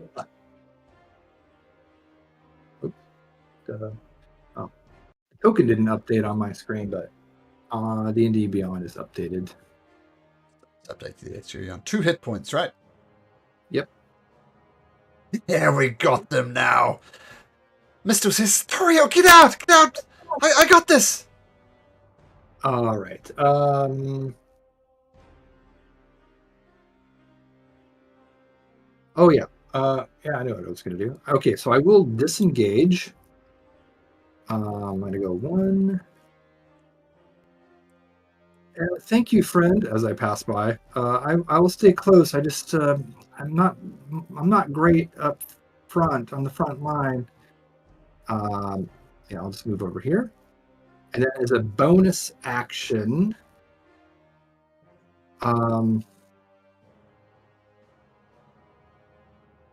actually, I think I will not use my. Let's see, who's next? This dude's dead. That dude. Is she like having a held action? Can I tell that, Mistle? Like as soon as I move out of the way, it'll go off? Yep. Okay, cool. All right, then that'll be my turn. She covers up flames in her hand and fire shoots from it, targeting all 3 of them. I did the dex saves already, and 1 of them succeeded, 2 of them failed. And I'm going to roll 3d6 for all of them. The 2 of them take 7 damage. This guy just gets fried. This guy takes damage but is still up. And the lady also takes 7. As her burning hands just erupt from her hands. And they say, "Shit! Out of here!" Groovy, Mistle. That was groovy. Oh, what the fuck did I do? And the thug says, "What?" And he disengages and 1, 2, 3, 4, 5, 6 takes off. That guard's dead. Mr. I don't know what to do. What do we do with fleeing flows? Do we shoot him in the back? Tell me what to do. Firebolt that bitch. And she She's firebolts. mean. And she's panicking far too much. And it's a fail. Bass.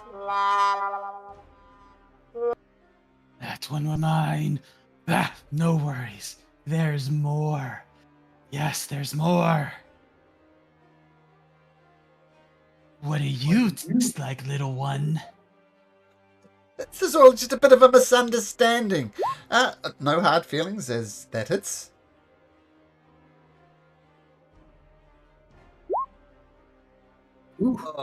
Purgatory drinks again. Oops. Nice. And I still have 15 feet left. Come back, little one. Join your friends. No, mercy! Mercy! Toriel. It's like, I'm sorry, but I don't think these. I think they would live to do this again. So we got to stop them.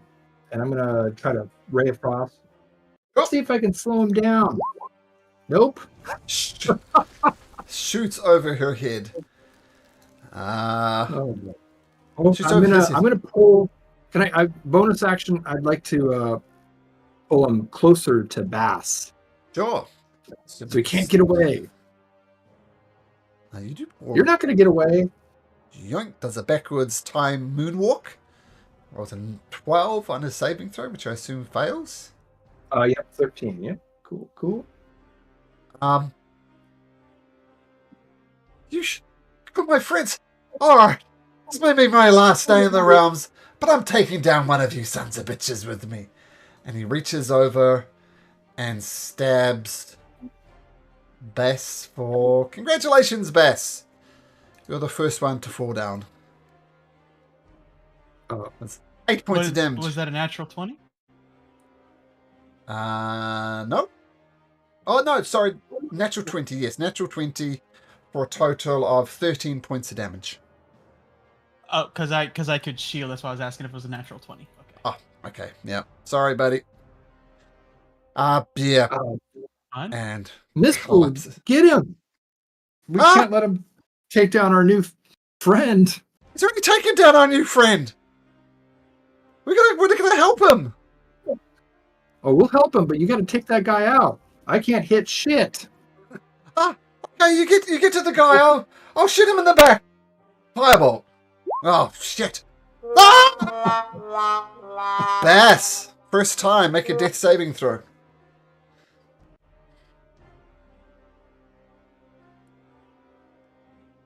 Do you not see it? Oh, I do see it. Yep. Okay, so take note of that. Toriel. Let's see here. Okay, so I gotta move. How far can I move here? I can move right there. Does he automatically fail saves if I try to pull Bass towards me? No, it will not be 2 death saving throws if that's what you're asking. Oh no, I meant can I pull him? Would he fail the strength save if I pulled him with my telekinesis? Yeah, he's just a bag of bones at the moment, not resisting at all. Okay, I will pull him close to me. I'll look up at the guy that's running away, or was running away, and say, "You better get out of our sight." And I will cast Cure Light Wounds. Small secret, I'm a first level artificer. I will Cure Light Wounds on Bass. Bess, life comes back to you.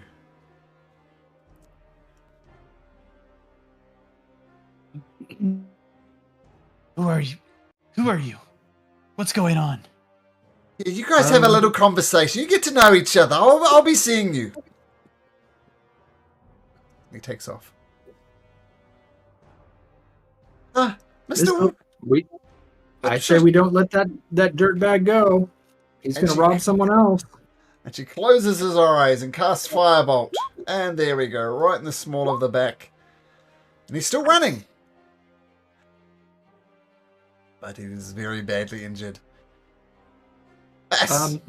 New friend, if you want to help us take out this criminal, it would be much appreciated. And we can catch up after it's done. Oh, yeah, sure. Help me up. Yeah, I definitely help you up, of course. And I will fire an Eldritch Blast at his back.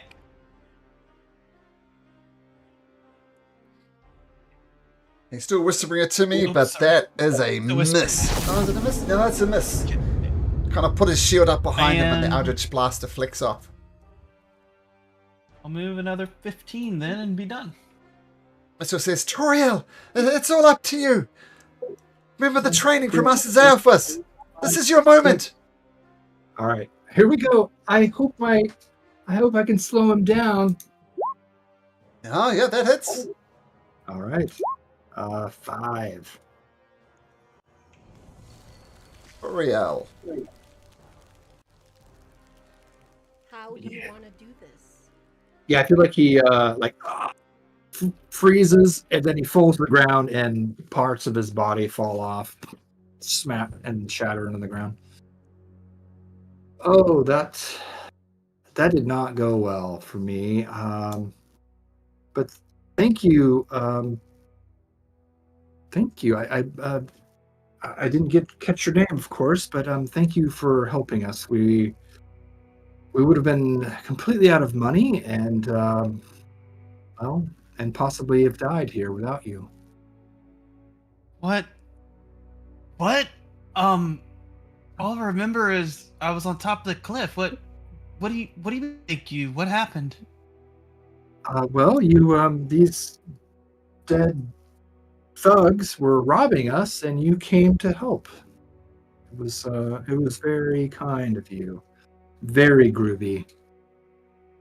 Oh, I like your vibe. okay. Thank you, wizard, magic person.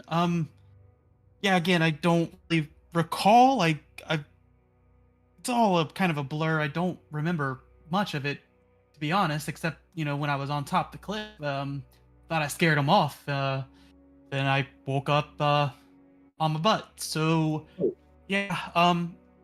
I'm Bass. I'm just kind of heading to Oathbreaker, and like you bring along trouble, so maybe we should go together if you're headed that way. We are headed that way, and that is a great idea. Who knows if there's more thugs on the road? But before we go, I'd like to get my money back, and well, maybe these people have something can help us on our way. So you do get your money back, and there's an additional 15 gold pieces on them. Well, Bass, since you helped us, please accept this half of this, or I should say, maybe take 7, and then Mistle and I will take 4 each. Is that fair? That's good with me. Oh well, that kind of you. Thank you. Of course, you saved our lives. And this is when you'll notice that those smooth features I described earlier, those are gone. Whatever pact he made has morphed him into the token that you see now. Oh. Where he looks like he's like a 70 or 80-year-old half elf, when really he's only like 35. The worst thing about the staff is it unnaturally does terrible things to your skin. Oh, okay. I feel like Toriel would pretend that she has not seen anything. Maybe like a subtle cues like oh. But yeah. So well, Hey, I got a good idea, guys. Toriel, I know you're keen to see your family. I've never been to Oathbreaker before, so I heard there's a tour that's happening. There's a guy called Word Splasher I've heard about. Maybe we should all go on that tour together. What do you guys think? Tour of the city. I think that's a great idea. Let's do that. Mr. Bass? Sure. That sounds fun to me. And you'll also notice that where there was a scythe, there's no longer a scythe. Where did your weapon go? That is a amazing thing. I have never seen that before. Oh, that's a secret for another day. Of course. I'm sorry that I pried. That's not cool. Shall we? Yes, of course. Yes. The rest of the journey to the capital city of this realm, the biggest city by far, you find yourself in the gates of Oathbreaker. Yep.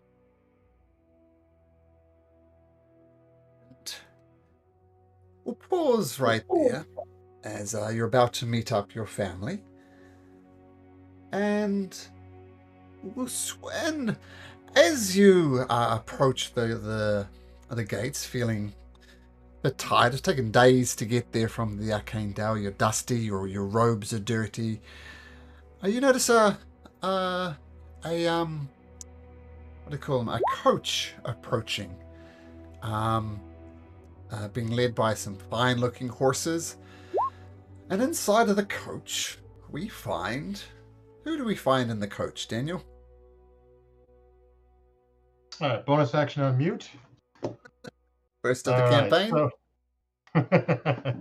So in the coach, you find a woman. She's in her 20s, blonde, brown eyes. Her hair shimmers with light, even in like shadow. It's always kind of like shining a little bit. So you can see some otherworldly nature to her. She's finely dressed, slave to fashion, laughing and giggling with their retainer. She has a squire with her and two other people, an elderly woman and a rough-looking gentleman who's minding the horses. About 5'8", I'd say. Love, we're almost there. What are you hoping to do in the big city? Says the elderly woman. She's like, well, as my uncle has made it clear, I need to meet with Lord Cyanmonder, who will be help me become a paladin of the crown. And so I have to meet with him. He's going to give me the finer points, I believe. And then there's let me see here. There's something else real quick. We're trying to find it real quick. A ball. I have to go somewhere else too. Well, we'll get to that, Daniel. Okay. That's where we're heading first. It says, okay, a pop quiz for everybody else, because Daniel and I didn't know this. Does anybody know what a major domo is? Nope, don't do. Just put it in the text, assuming people know. It's like, for a noble house, it's like the head butler, the chief person who makes sure everything happens. That's a major domo. Can be the word for the day. In the description for character backgrounds, that's like, I can pick one of them, and it mentions that word in there. I had to Google it, and so did Malcolm. Like, who's that? There we go. So, between the seven of us, none of us... It's your version of Alfred. Alfred would be a major domo. There we go. I see in your notes, Daniel, your squire's name. Is that really your squire's name, or do we need to change that? I don't know. Let's call him Orion, and give him a different name. Orion, just Orion for now. It's fine. Okay, cool. So, the major domo, her name is, you refer to her as Miss Flax. All right, well, I believe your cousin Premel is here to meet us. And you approach the main gate into Odin Beer, the Crown Gate, and you're the type of person who the money to get inside the city is taken care of, and you dismount your get out of the carriage. The riders of the horses, they take it away and they just deal with it. You're used to people dealing stuff for you, and you're left with Lily, your major domo. In fact, Rupert Piper, who's a bit of the horse guy, he takes care of the horses for you. And Oren is there by your side, as he is always by your side. And Lily Flax, or Miss Flax as he calls her. All right, love, well, we should be... I expected Premel to meet us. And you hear a squeal of delight as Premel, your cousin, runs over to you and says, Gayla, you made it! And embraces you in a hug. Yeah, gives a great hug back and says like, I've missed you. I haven't seen you for so long. It's good to see you. It's been years. Oh my God. I think you got even more beautiful. Aw, thank you. That dress you're wearing, the blood of us, we're all good looking. Well, of course. And that dress, did you really have to upstage me on our first day together? Well, everything is about me. It all revolves around me. So of course, Oh, I know you're half Have to teasing wear the me. best. We're a team. We're besties. We got this. Yes, we do. I'm so happy to see you. I can't wait to go to our villa and stay for the week and then catch up. But what do you need to do? I mean, there's a party. I know you're part of the party planning committee. I think you gotta meet with some old fart. What do you want to do first? Well, let's get the business out of the way. Your father, my uncle, has me meeting with Lord. Where's that again? Lord Scion Monder. He's going to, I guess, help me with my with our quest to be a paladin of the crown. Fancy, fancy. One word of warning. Everybody knows Lord Monder, and it's pronounced sign. Sign. So, I shall remember that. So just remember, Lord Sign Monder. But yeah, wow, if you're meeting with him, that's something. He is the head of the King's Guard. He is, wow, he's something. I tell you what, I'm gonna go meet at the Caramosa Villa, which is where we're having this meeting, and I'll meet you there. How does that sound? Get the boring business out the way first. Sounds lovely, and then we'll have our fun. Right, it's a deal. All right. So your cousin dashes away to the Caramosa Villa, which is number 64 on the map, and yeah, and Oren says, "All right, let's go do this. I know where the Monder estate is. Just follow me. I got you. I got you, Gala." Lead on. And he takes you through the coin district up here, which is very much the commerce stuff. There's lots of markets there, lots of trade coming in.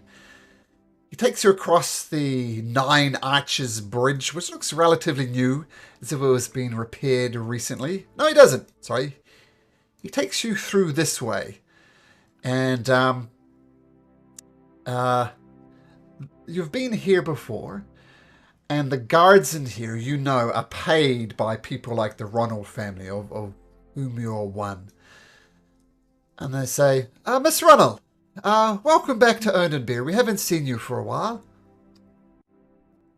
It's lovely to be back. The city is always a pleasure to visit. Well, yes, pleasure to have you here. And if there's anything you need, well, we're here there for you. I can assure you that the security is tight as always, and all those common folks are kept at bay. So no worries, everybody is in here, should be here, and they have the money to prove it. So come on in, Miss Ronald. Thank you kindly. And you go in with Oren, and the High District is as beautiful as it ever was. People are walking around in fine robes. There are guards around, but they're so well paid that you don't really notice them, but they're there in an instant if you need them. You walk over the King's Bridge, which is 69 over there. It looks like a very defensible thing. There's at least 20 archers. If you tried to run out of here, you'd be a pincushion. Past the Royal Palace, which is 68. Go across the Queen's Bridge, which is similar to the other bridge. And you arrive at the Monder Villa, which is 89. You walk into the welcoming area. Aaron says, just wait here. Just wait here, Gala. I'll get Lord Monder. He'll be here shortly." And you take a seat, and cucumber wine is brought to you with tomato sandwiches with the crust cut off. Cucumber water, I think I said wine. As some light refreshments for you, miss. Is there anything else I can get you while we wait for Lord Monder? Oh no, you've been very kind. Thank you so much. You're most welcome. Just let me know at a moment's notice. And you sip on your cucumber water, eat your tomato sandwiches with the crust cut off, and before long, Lord Sign Monder, this gentleman, comes out and he says, "Oh, hello there. You must be a Galena, is that right? Galena Ronald." Oh, yes, but let's not on such ceremony. A gala, or gala would be what you can call me. Taylor. Well, my name's Lord Simonda. You know what you can call me? Take a guess. Lord Simon. Ah, you learn quick. All right. That's the first thing you got to learn, Gala. Respect. All right? Number one thing. Now, I hear you have aspirations of being a paladin, a member of the royal guard, loyal to the crown. Tell me more about that. There's no higher honor in the kingdom than to serve the king as a paladin. My uncle, Lord, what's his name again? Lord, God, Lord, I don't know how to say his name. Dyzag, Dyzag. That'll do. All right, Dyzag Ronald has set me on this path for our family, and that is how the Ronells wish to serve. Now, listen. You seem like a good lass, but I've already got my concerns. Does the Lord Dyzag want you to do this? Or do you want to do this? Because if it's the former, well, our conversation is over right here and now. Oh, it's what is best for the family. Blood is the most important thing, and what the family wants and the family needs is what I also want as well. See your hands there, Gala. Can I use my inspiration? Oh, what were you rolling? I was looking somewhere else. Deception. Oh, yes, because, yeah, okay. You can, because I know your, the reason why you're rolling deception, so yeah, absolutely. There we go. That's a lot. That inspiration gets burned quickly. All right. Yes. All right, well, your heart's in it, that's all I can ask. But let me see your hands, Gala. And she takes her hands and portrays them out to him. I'm going to assume that they're pretty soft. Would that be fair? Like not hardened Yeah, by and hard her work? nails are done. Her nails are done too, yes. This hand is as soft as butter. And as he holds your hand, you can feel his hands are like leather. It's just almost one big callus. It's going to be hard work being a knight, but these soft as butter hands are going to be calloused before long. And your pretty nails are going to be broken, scratched. Do you have a problem with that? Oh, not at all. I can always add on new polish. You have to remember, you are, even though I will be a knight, we still live a life, and we still have to have fun. It's not a lot of fun being a knight. It's like a 24-hour-a-day job. Not to start with, and you got a long, long path ahead of you. But I'll see you right. At least your heart's in the right place. That's a good place to start. Now, what's your opinion on the royal family? Is King Waldron, his wife Queen Laurentia, and Princess Athena? Oh, I don't believe you've met Princess Athena, but what's your ideas of monarchy in general? What's your opinion? Monarchy, like the common folk, is very important. I mean, everyone has to be here to do their job. They have to build up the monarchy. The monarchy has to protect them. It's all equally as important. And I know you have served for long under the king. You have helped rescue the queen itself. I mean, if someone like you serves, it must be good. When you mention saving the queen, his face goes a little dark. Yeah, I saved the queen, all right, but I lost the prince. I mean, that's a burden I'm going to have to live with the rest of my life. Now, if I could go back in time and lay my life down for Prince Krasner, I would do it. And you, lass, you need to see the same type of attitude. Let's put a hypothetical right now. If you could lay down your life and bring back Prince Kresna, would you do it? I'd have to meet him first. But if it was serving the crown and it was with the best for the kingdom, I would do the same as well. Wrong answer. The moment you think about it and weigh up the pros and cons, you've missed the point. Your life belongs to the monarchy now, girl. Their lives are multiple times more important than yours. Get that through your skull. It is not about you anymore. It is about the king, the queen, and the princess. They're your number one priorities. You got it? And she'll bow her head and say, "Forgive me, you are right. I have much to learn." You do have much to learn. All right. Well, I'll be keeping an eye on you. I know you've got... I'm going to say political things to attend to, because balls are political events, no matter how you look at them. So be on your way. Nice to meet you, Gala. I'll be keeping in touch. Thank you very much. I appreciate your time. I know it is very valuable. Dismissed. She'll nod and then motion Orin and then head out. Wow, that was intense, Gala. What did you make of that? Oh, they're all the same. All these older knights, they live and die for the kingdom, living no time for fun. But I understand. He seems to be a good man. Are you prepared to live and die for the kingdom and have no fun? Fun. You find moments of fun. I disagree with fundamentally on that. You have to live a life still. I don't think that... Yeah, let's just go to this planning party committee. Okay, so you head over to Caramosa Villa, where this party is being planned. There's a Caramosa ball happening in the future. And you're led into the chambers.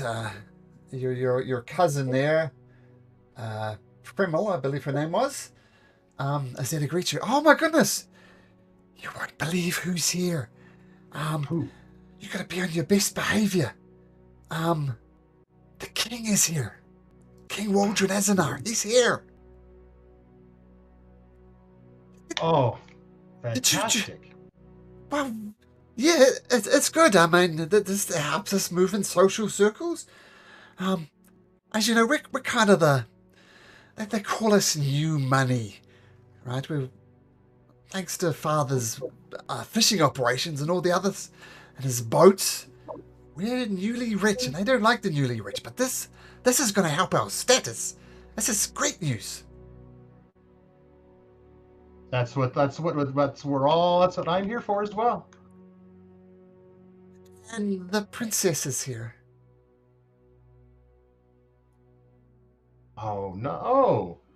Oh, how old is she's there with us now? He's with the king. She's in the meeting. She's part of the party planning committee. Ah, well, let's not keep them waiting. Come. Let us. Oh, there's something you need to know about the princess. And you hear screaming coming from the room you're about to enter. Raspberry cupcakes! This is raspberry jam! Take this pinch of shit and shove it up your ass and bring me what I asked for! And you hear a crash of plates, and you see a servant coming back covered in raspberry cupcakes, just bawling her eyes out. That would be... okay. And you walk into the other room, and you do indeed see the king. And you see Princess Athena. Just take a moment to take in Princess Athena. Sorry. Okay. What a looker. Pay special attention to her unibrow. Oh, yeah. All right. And bullet. Bullet, too. Jesus. Well, I think Doug mentioned in the chat that all the NPCs are based on people who backed the Kickstarter, and I'm pretty sure they didn't base this on an actual person who backed the Kickstarter, because that would just be nasty. You walk into the room, and the king is there, and the princess is there continuing, and she's eating the muffins that she didn't approve of. She's eating them regardless, having thrown them half of them. And the head of the Caramosa family stands up. Says, "My lord, my lady, your royal highnesses, may I present to you Galena Ronald, her squire Orin, and Premel Ronald as well." I'll bow before, do a curtsy and bow before the king and say, Your Majesty, at your service. Premel does the same thing. Oi! Fuckface! What about me? Of course, as the whole royal family, it is an honor to be in your presence. You be careful. The princess, I deserve respect. Of course, that was always given to you. At your service. Galena. Or you may call me Gala. Or Gala. Gabba, got it. Okay, Gabba, come over here. Let me have a closer look at you. I'll approach. You approach her and she smells not horribly bad, but not pleasant. And she said, "Ah, you're a pretty one, aren't you?" I pale in comparison to you, and try to flatter her. It's the right answer. I need to powder my nose. Would you accompany me? Why, of course. Orin, stay, please, here and attend to Permal. Of course, of course.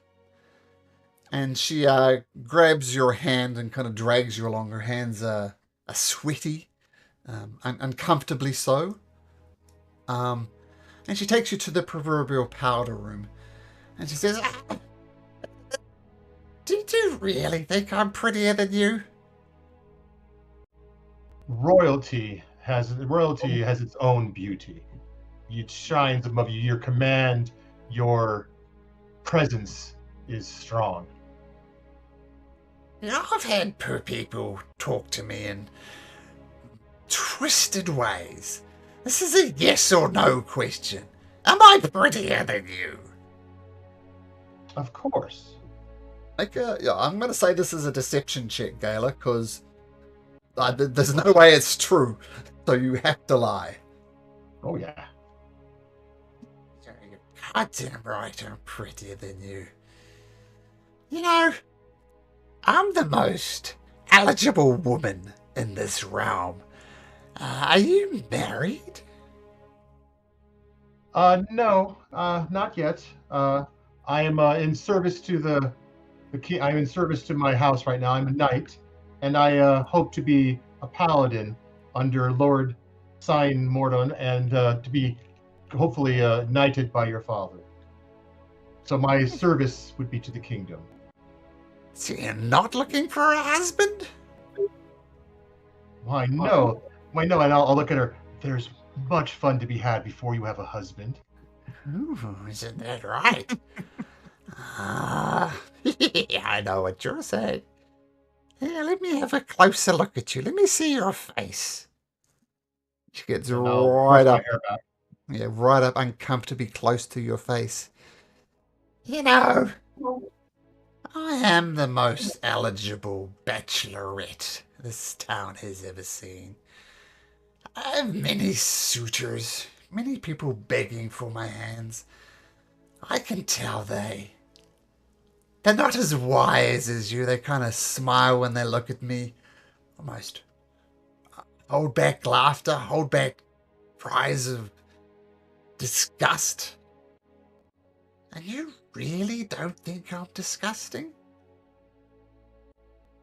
They don't know the burden that is on royalty. They all want something from you. They all want your favor. They all want your money and your position. They're not worthy of worrying about if what they think.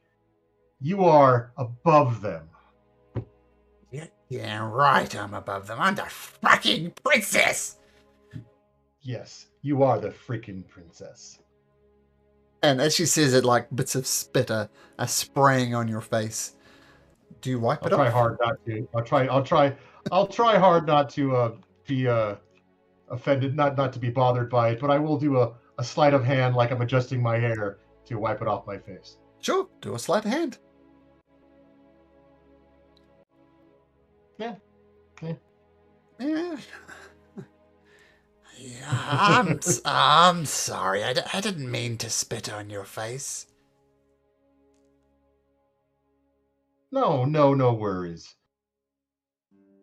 Since So the ball that's coming up, I can't wait for that.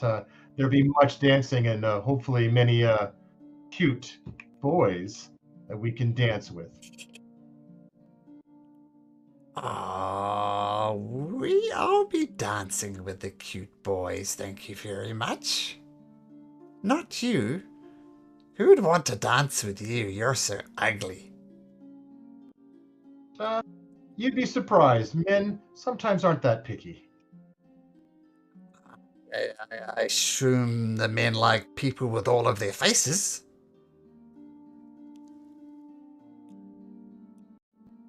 Pardon? Men like a whole face, a complete face.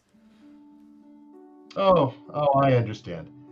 Well, And we she shall see what bites you. happens. She bites you hard on the cheek. And she's latched onto your cheek. Okay.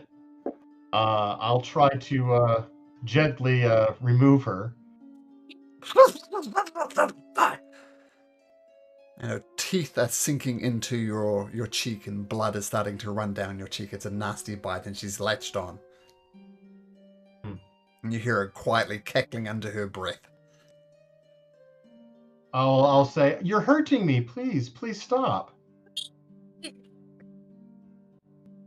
And she finally lets go, and there's nasty teeth marks on your cheek.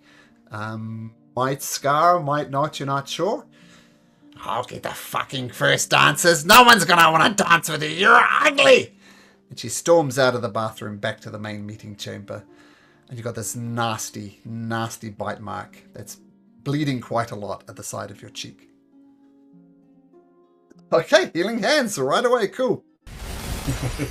I'll touch myself and heal my face. Okay, I'm going to say since you got magical healing so quickly, it's not going to leave a scar. But your face is still covered in blood and some's on your dress as well. I'll clean myself as best I can in the powder room before I return.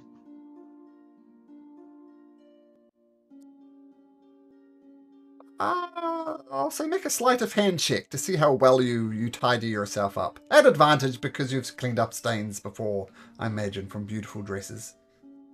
Maybe. Ooh, awful. Yeah. Yeah, some blood stains apparently are just hard to get out. But you return to the party planning committee, and Lord Caramosa says, "Oh, I'm terribly sorry. Are you all right, Galena? What happened?" You see the princess just glaring at you. I slipped and fell into the door. Clumsy me. Are you all right? Do you need some healing? No, I'm quite all right. I'll need to return after our meeting. I'll return and change from my villa. No need to worry. I am awfully clumsy. You hear Princess Athena just sniggering in the background. The rest of the party planning committee just goes as normal. It's going to be an outside event. It's going to be happening in the Royal Gardens, which is number 90 over here. and bits and pieces are discussed, like food and music. There's a famous bard here called Dorina, I think, who will be performing the music. And everything is sorted. Eventually, the king and the princess goes away. And you get the impression that everybody knew exactly what happened in the bathroom. If nothing else, you were covered in blood on your dress, and it seems as if Princess Athena didn't even bother to wash the blood from her face. So everybody knows. Well, you get the impression everybody knows what happens. Everybody knows the game you're playing. Everybody knows exactly what happened, but no one's saying anything about it.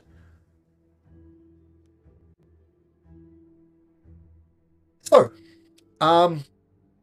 you have a couple of days before the royal before the Caramosa ball happens, and your cousin Kreml suggests, well, I'm not new to the city. Do you know a good way to see the city, Gayla? I don't.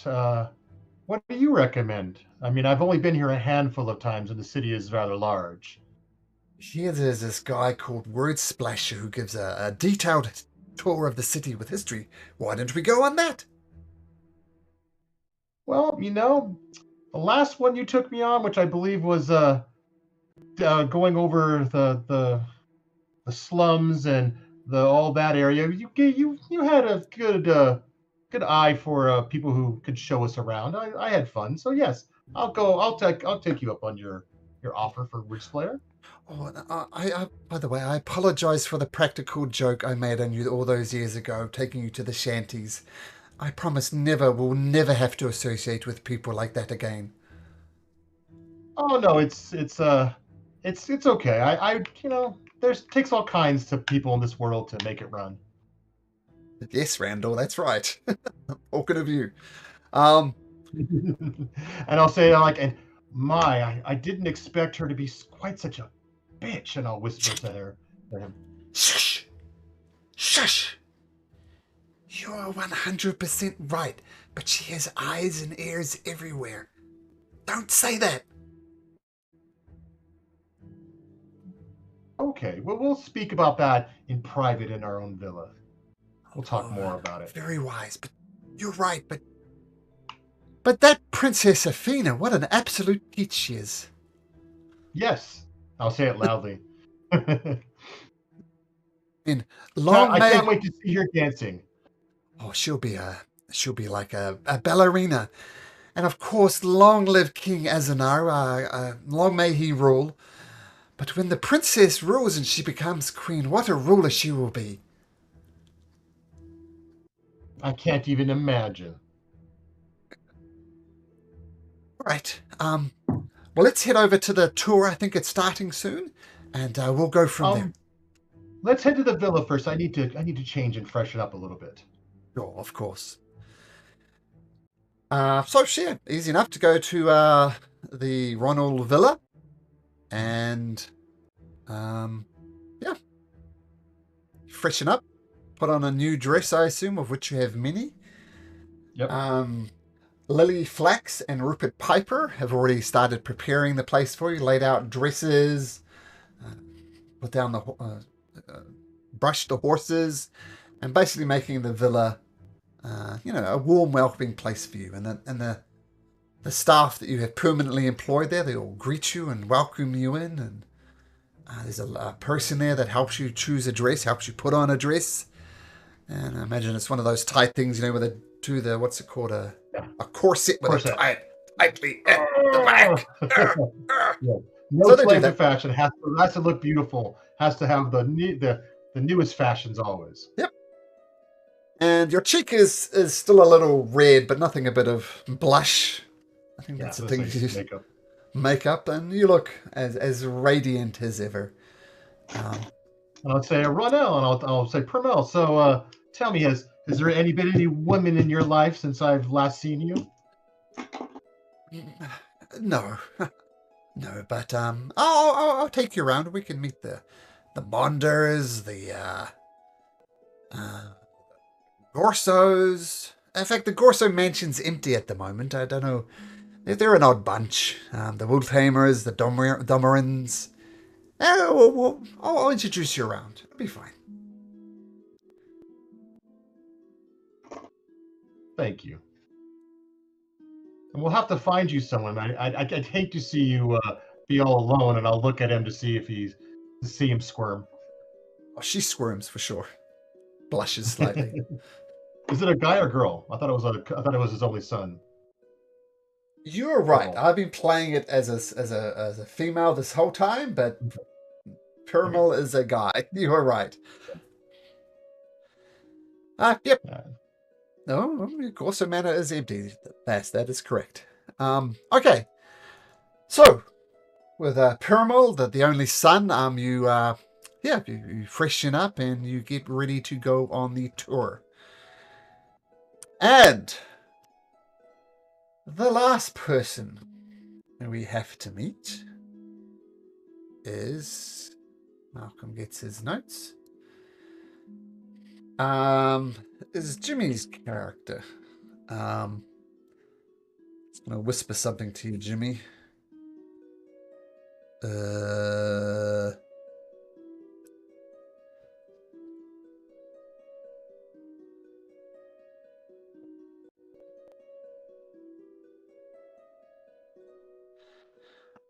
So want to go with that to start with, Jimmy? That's cool. Okay. Okay. So, as we started this first session of Crown on the Oathbreaker, we went back in time a little bit to the unfortunate events that left Vinnick blinded, but due to miraculous healing and 20 years of recovery, Vinnick is himself again. We're going to go back even further in time, a good 60 years. And there's a great battle happening in the city. There's a person that people know as Maus Dreseret. However you pronounce that is a struggle for me. Also known as a scaled imposter.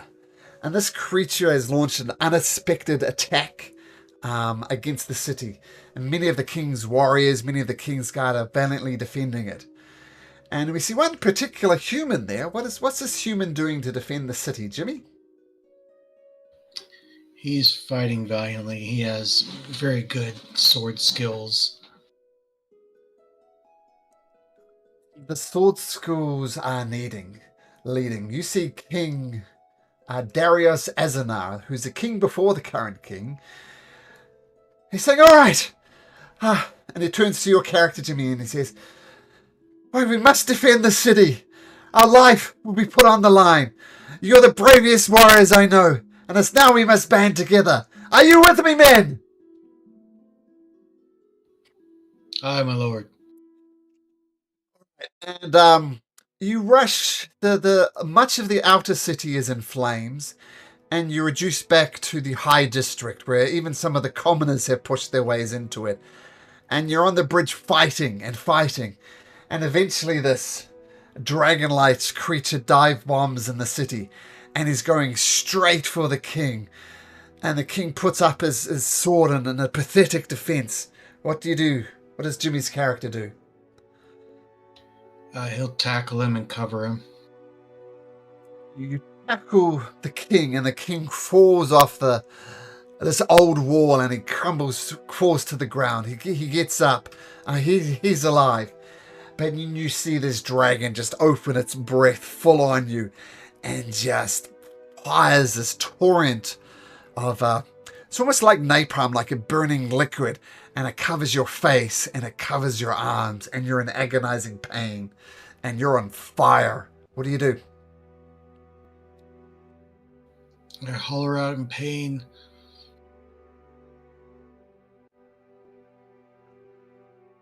I'm assuming it's pretty debilitating. Well, yeah. You're on fire. It's painful. And you try and pat the fire off, but as I said, it's like napalm. You can't really pat it off and it just sets your hand on fire. And the only recourse you could possibly see is maybe dive into the River Ninok here. Yeah, I'll stop, drop, and roll and roll over into the water. You stop, drop, and roll, but as I say, the fire is sticking to you. And eventually you throw yourself into the River Ninok. The flames get extinguished, but with your heavy armor, your weakened state, you just feel yourself sinking to the bottom of the River Ninok. And the world goes black. You two, much in the same way that Venick did, you find yourself awake. But it's not in a hospital. It's in some factory almost. And you look down and it's not the body you remember. What do we see now in your character? What does your character look like now, Jimmy? He's still very tall, black armored, but pretty much it looks like the armor is actually more of his skin. It's more of his body. He looks like he's living armor.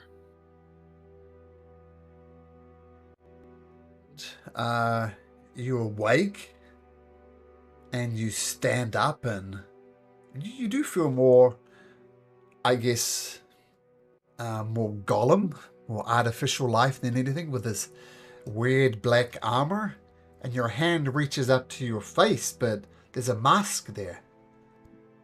Do you check what's under the mask? I'll try and figure out how to get the mask off. It's got some latches and stuff. It takes you a moment to do it, but you could do it easily in the future. And you pop the mask off. What do you look like? You could not tell me at the moment, Jimmy, and leave it as a surprise for the other party when you maybe finally reveal their face to you. So you don't have to say it now. You could just give your reaction if you like. No. Thanks, James Earl Jones. Yeah. And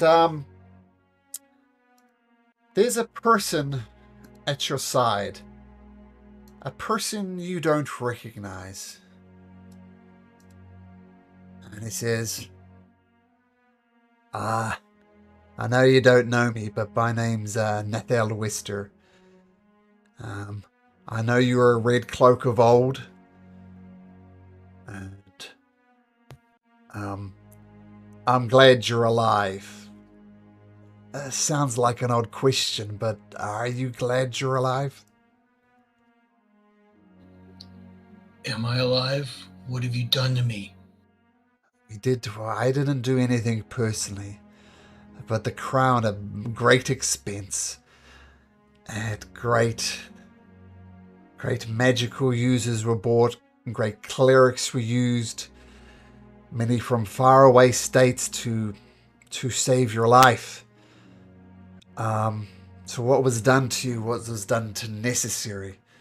I mean, the king is past now. The king you knew anyway, but you're remembered as a hero for what you did, for the sacrifice you made.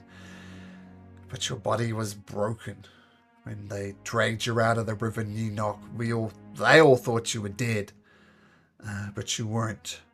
But you went as close as death as you possibly can. I know this is hard, but that you lost limbs. In fact, only your right arm is your only limb that we could save. The rest were replaced. So, if you're mad at the crown, be mad at the crown. But they saved your life. King Vazrel lived? King Darius Azanar lived, yes. Yeah, but- him. well, he survived and he ruled and he passed away, and now we have King Waldron as a good guy. I How mean, long you've has it been- been? I hate to bring bad news upon bad news, but about 60 years. 60 years. My 60 family, years. my life. Yeah. Memories is where they're going to live now. Tell me about this king now. Well, King Darius Azanar, he did a good job with the defense of the city against the scowled imposter, which you were defense of, and that almost brought the kingdom together. People worked hard, repaired the city, and we came back more prosperous than ever. These are golden years. The king rules well. He lost his first queen. He lost his son. That's a story for another time. But things are good. The king is good. The queen is good. They have a princess as a daughter. She's a sight to behold. What do you plan to do now?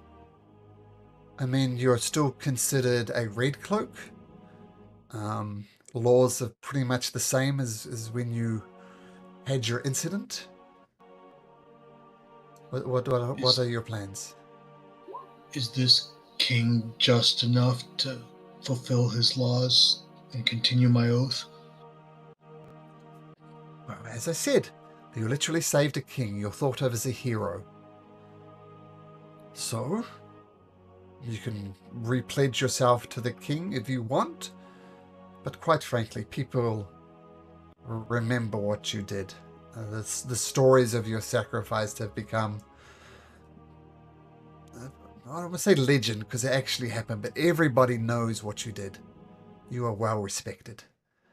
But I must say, people are going to think of the gallant hero on the bridge that day, not your current uniform.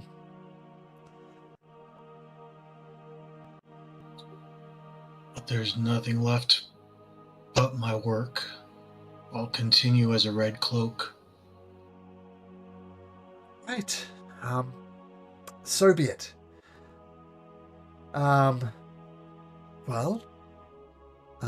from what they tell me, you could do with a little bed rest, and when you're ready, I'll get you some missions, some crime scenes to investigate, get you back into the swing of it. How does that sound?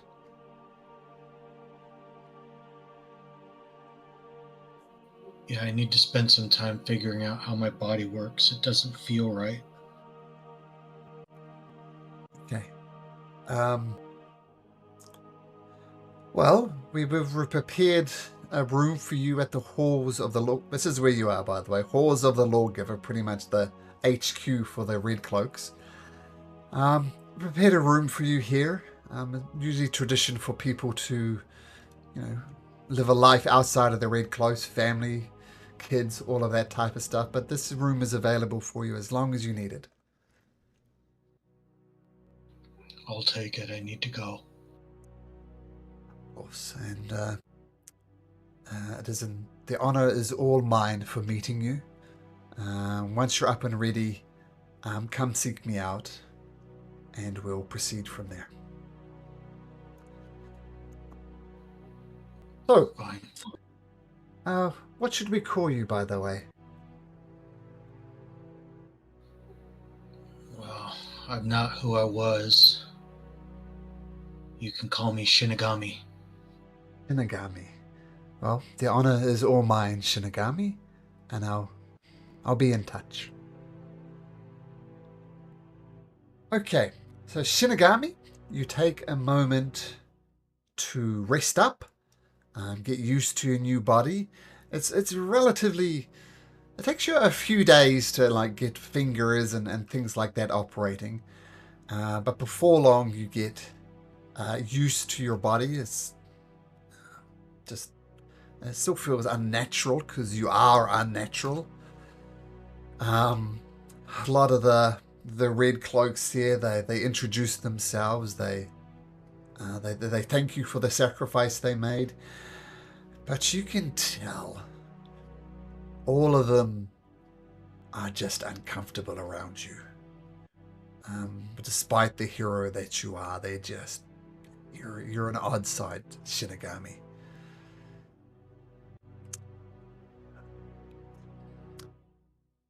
Okay, so a few days go by. You get used to your body, and eventually Nethel Wester comes back and says, "All right, are you ready for some light duties, shall we say?" Yes, I need to get to work. There's a murder scene outside the Lucky Leap Tavern, which is number 44 if you're looking for it. Perhaps you can go there, and don't forget, you are the law. You can pass down sentences, and people will know that. All right, I'll leave you to it. The laws are the same. Nothing's changed. Nothing's changed. They were set in stone far before we started serving, and they'll be set in stone long after we've gone. All right, so be it. So you make your way across the River Nenok. The city looks different. Some houses you expect to see there have been replaced, knocked down. Fires are broken out, so it's different. But you come across one of the popular drinking establishments called the Lucky Leap Tavern.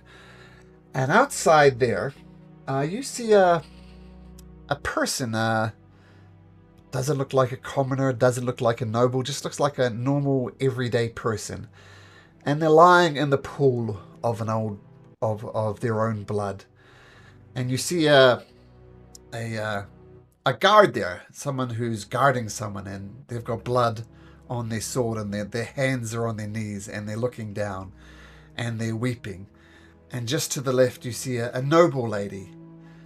And she seems nonplussed about the whole thing. What does Shinigami do?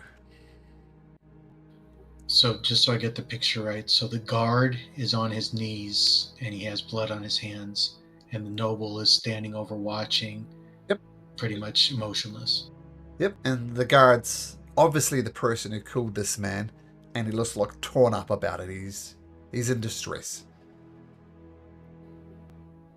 You, guard, what happened here?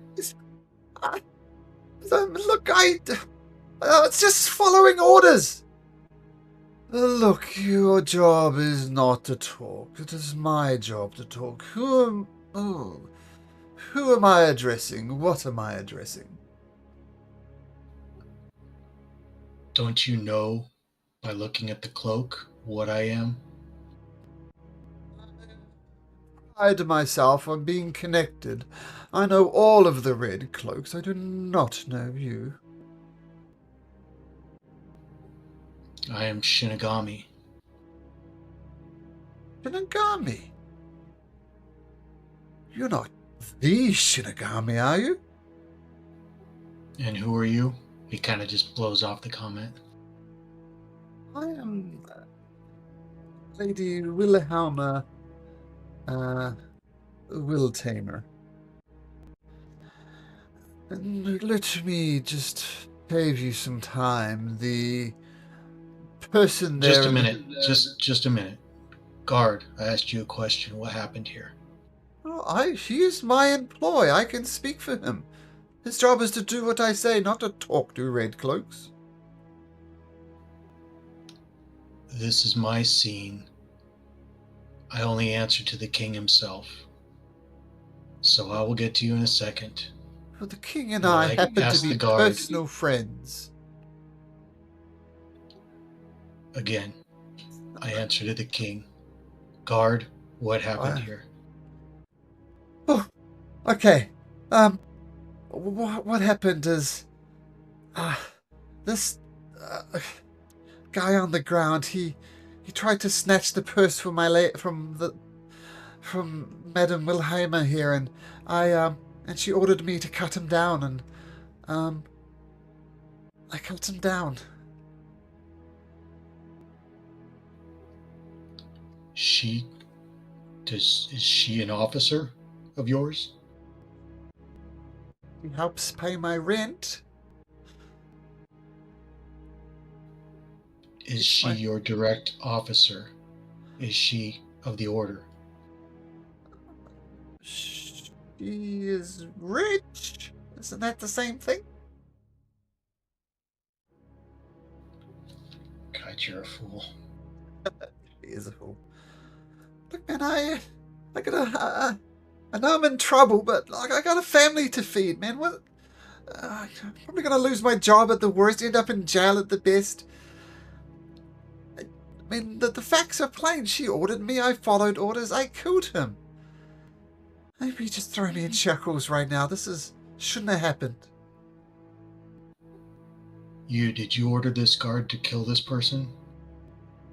I most certainly did, and I would do it again. Can't have common riffraff thinking they can steal from those who have worked hard their whole life to earn this money. I would do so again. Do you know the law? The law is, I'm familiar with taxation laws, if that's what you mean. No, do you know criminal law? Do you understand what's a crime and what the punishment is? I know the punishment for murder is death, but I suggest you show mercy on this guard. Just throw him in chains and throw the key away. That'll be fine.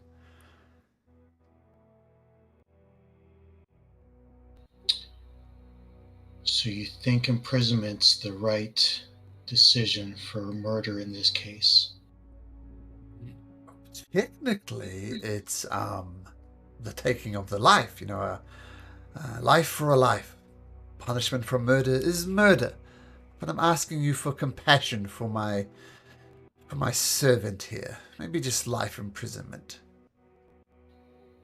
But murder technically. So but you think mercy, life imprisonment. So long imprisonment, or do you think hard labor would be an accurate or fitting punishment? Wow, let's see. I thought you guys were experts. Anything I'd say 20 years hard labor followed by life imprisonment. His back is bound to break long before that. Fine. I imprison you, and I pass sentence for ordering the murder without trial. What? Of a thief. I didn't lift a hand. This is outrageous. I am rich. I don't go to jail. And I will take and tie up the noble. Get your hands off me! Guard, come with me. What's going to happen to me? We'll discuss this when we get back to the hall. Okay, so you lug the Lady Wilhelmer back to the halls of the lawgiver. I mean, sentence has been passed. This is what the Red Cloaks do. They pass the law. The law has been passed. No one's going to argue with you. Well, except maybe Lady Wilhelmer. But she is going to spend 20 years in hard labor, followed by a lifetime of imprisonment.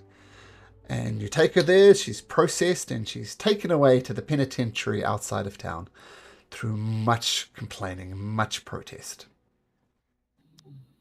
The guard, I will strip him of his duties. He's no longer a guard. Well, he was a guard in the employment of Lady Wilhelmer. Oh, okay. I misunderstood that situation, but either way, my decision still would have been the same. then with him, he would have gotten the same sentence. Oh, okay. So both of them are hauled off for 20 years of hard labor and a lifetime imprisonment. And your fellow Red Cloak, Nathal Wester, he approaches you and says, "Well, you're certainly making waves straight away. No one has arrested a noble like that for a long time. I gotta ask, you don't think you were too harsh, do you?"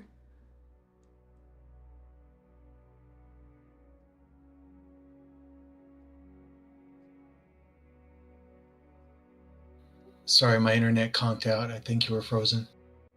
Asking if, don't you think that was a bit harsh? No one has arrested a noble like that in many years. Are you saying that the king is soft on crime? No, you're right. That was the correct sentence. I hear rumors around the city. No one would admit it, of course, because us Red Cloaks should be above this. But when nobles get in trouble, they tend to bribe their way out of it. But you followed the letter of the law, and that's all I can ask. What would you have done in my absence had I not been here and you handled it? What would you have done? I would have sentenced them just like you did, but probably not tacked on the 20 years of hard labor.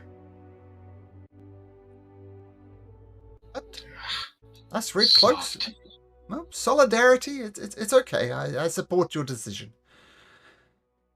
Now, I have one more favor to ask of you, Shinigami. There's a group of people arriving in the city. Some of them are, shall we say, needed to be kept an eye on. What I'm going to ask you to do is follow them through the city, keep an eye on them. And there's one person I want you to keep an especial eye on.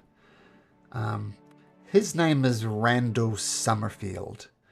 He is from the shanties, so he is not well off. But he has his eyes on becoming a Red Cloak one day. I don't want to tell the poor boy about the chances are next to nothing, and he's got a long road ahead of him. But his heart's in the right place. So, given his background, I just don't know enough about him. So what I want you to do, Shinigami, is join a tour group going through the city, keeping especially an eye on Randall Summerfield, and keep an eye on the other folks, and let me know what you think of them. Do you think you can do that for me?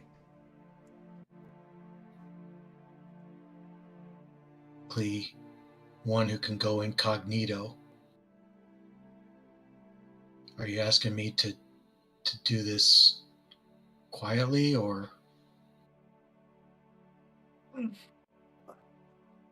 Tell you what, the word has been set out. I'll send out the word towards Splasher that a Red Cloak will be accompanying them because we have some security concerns.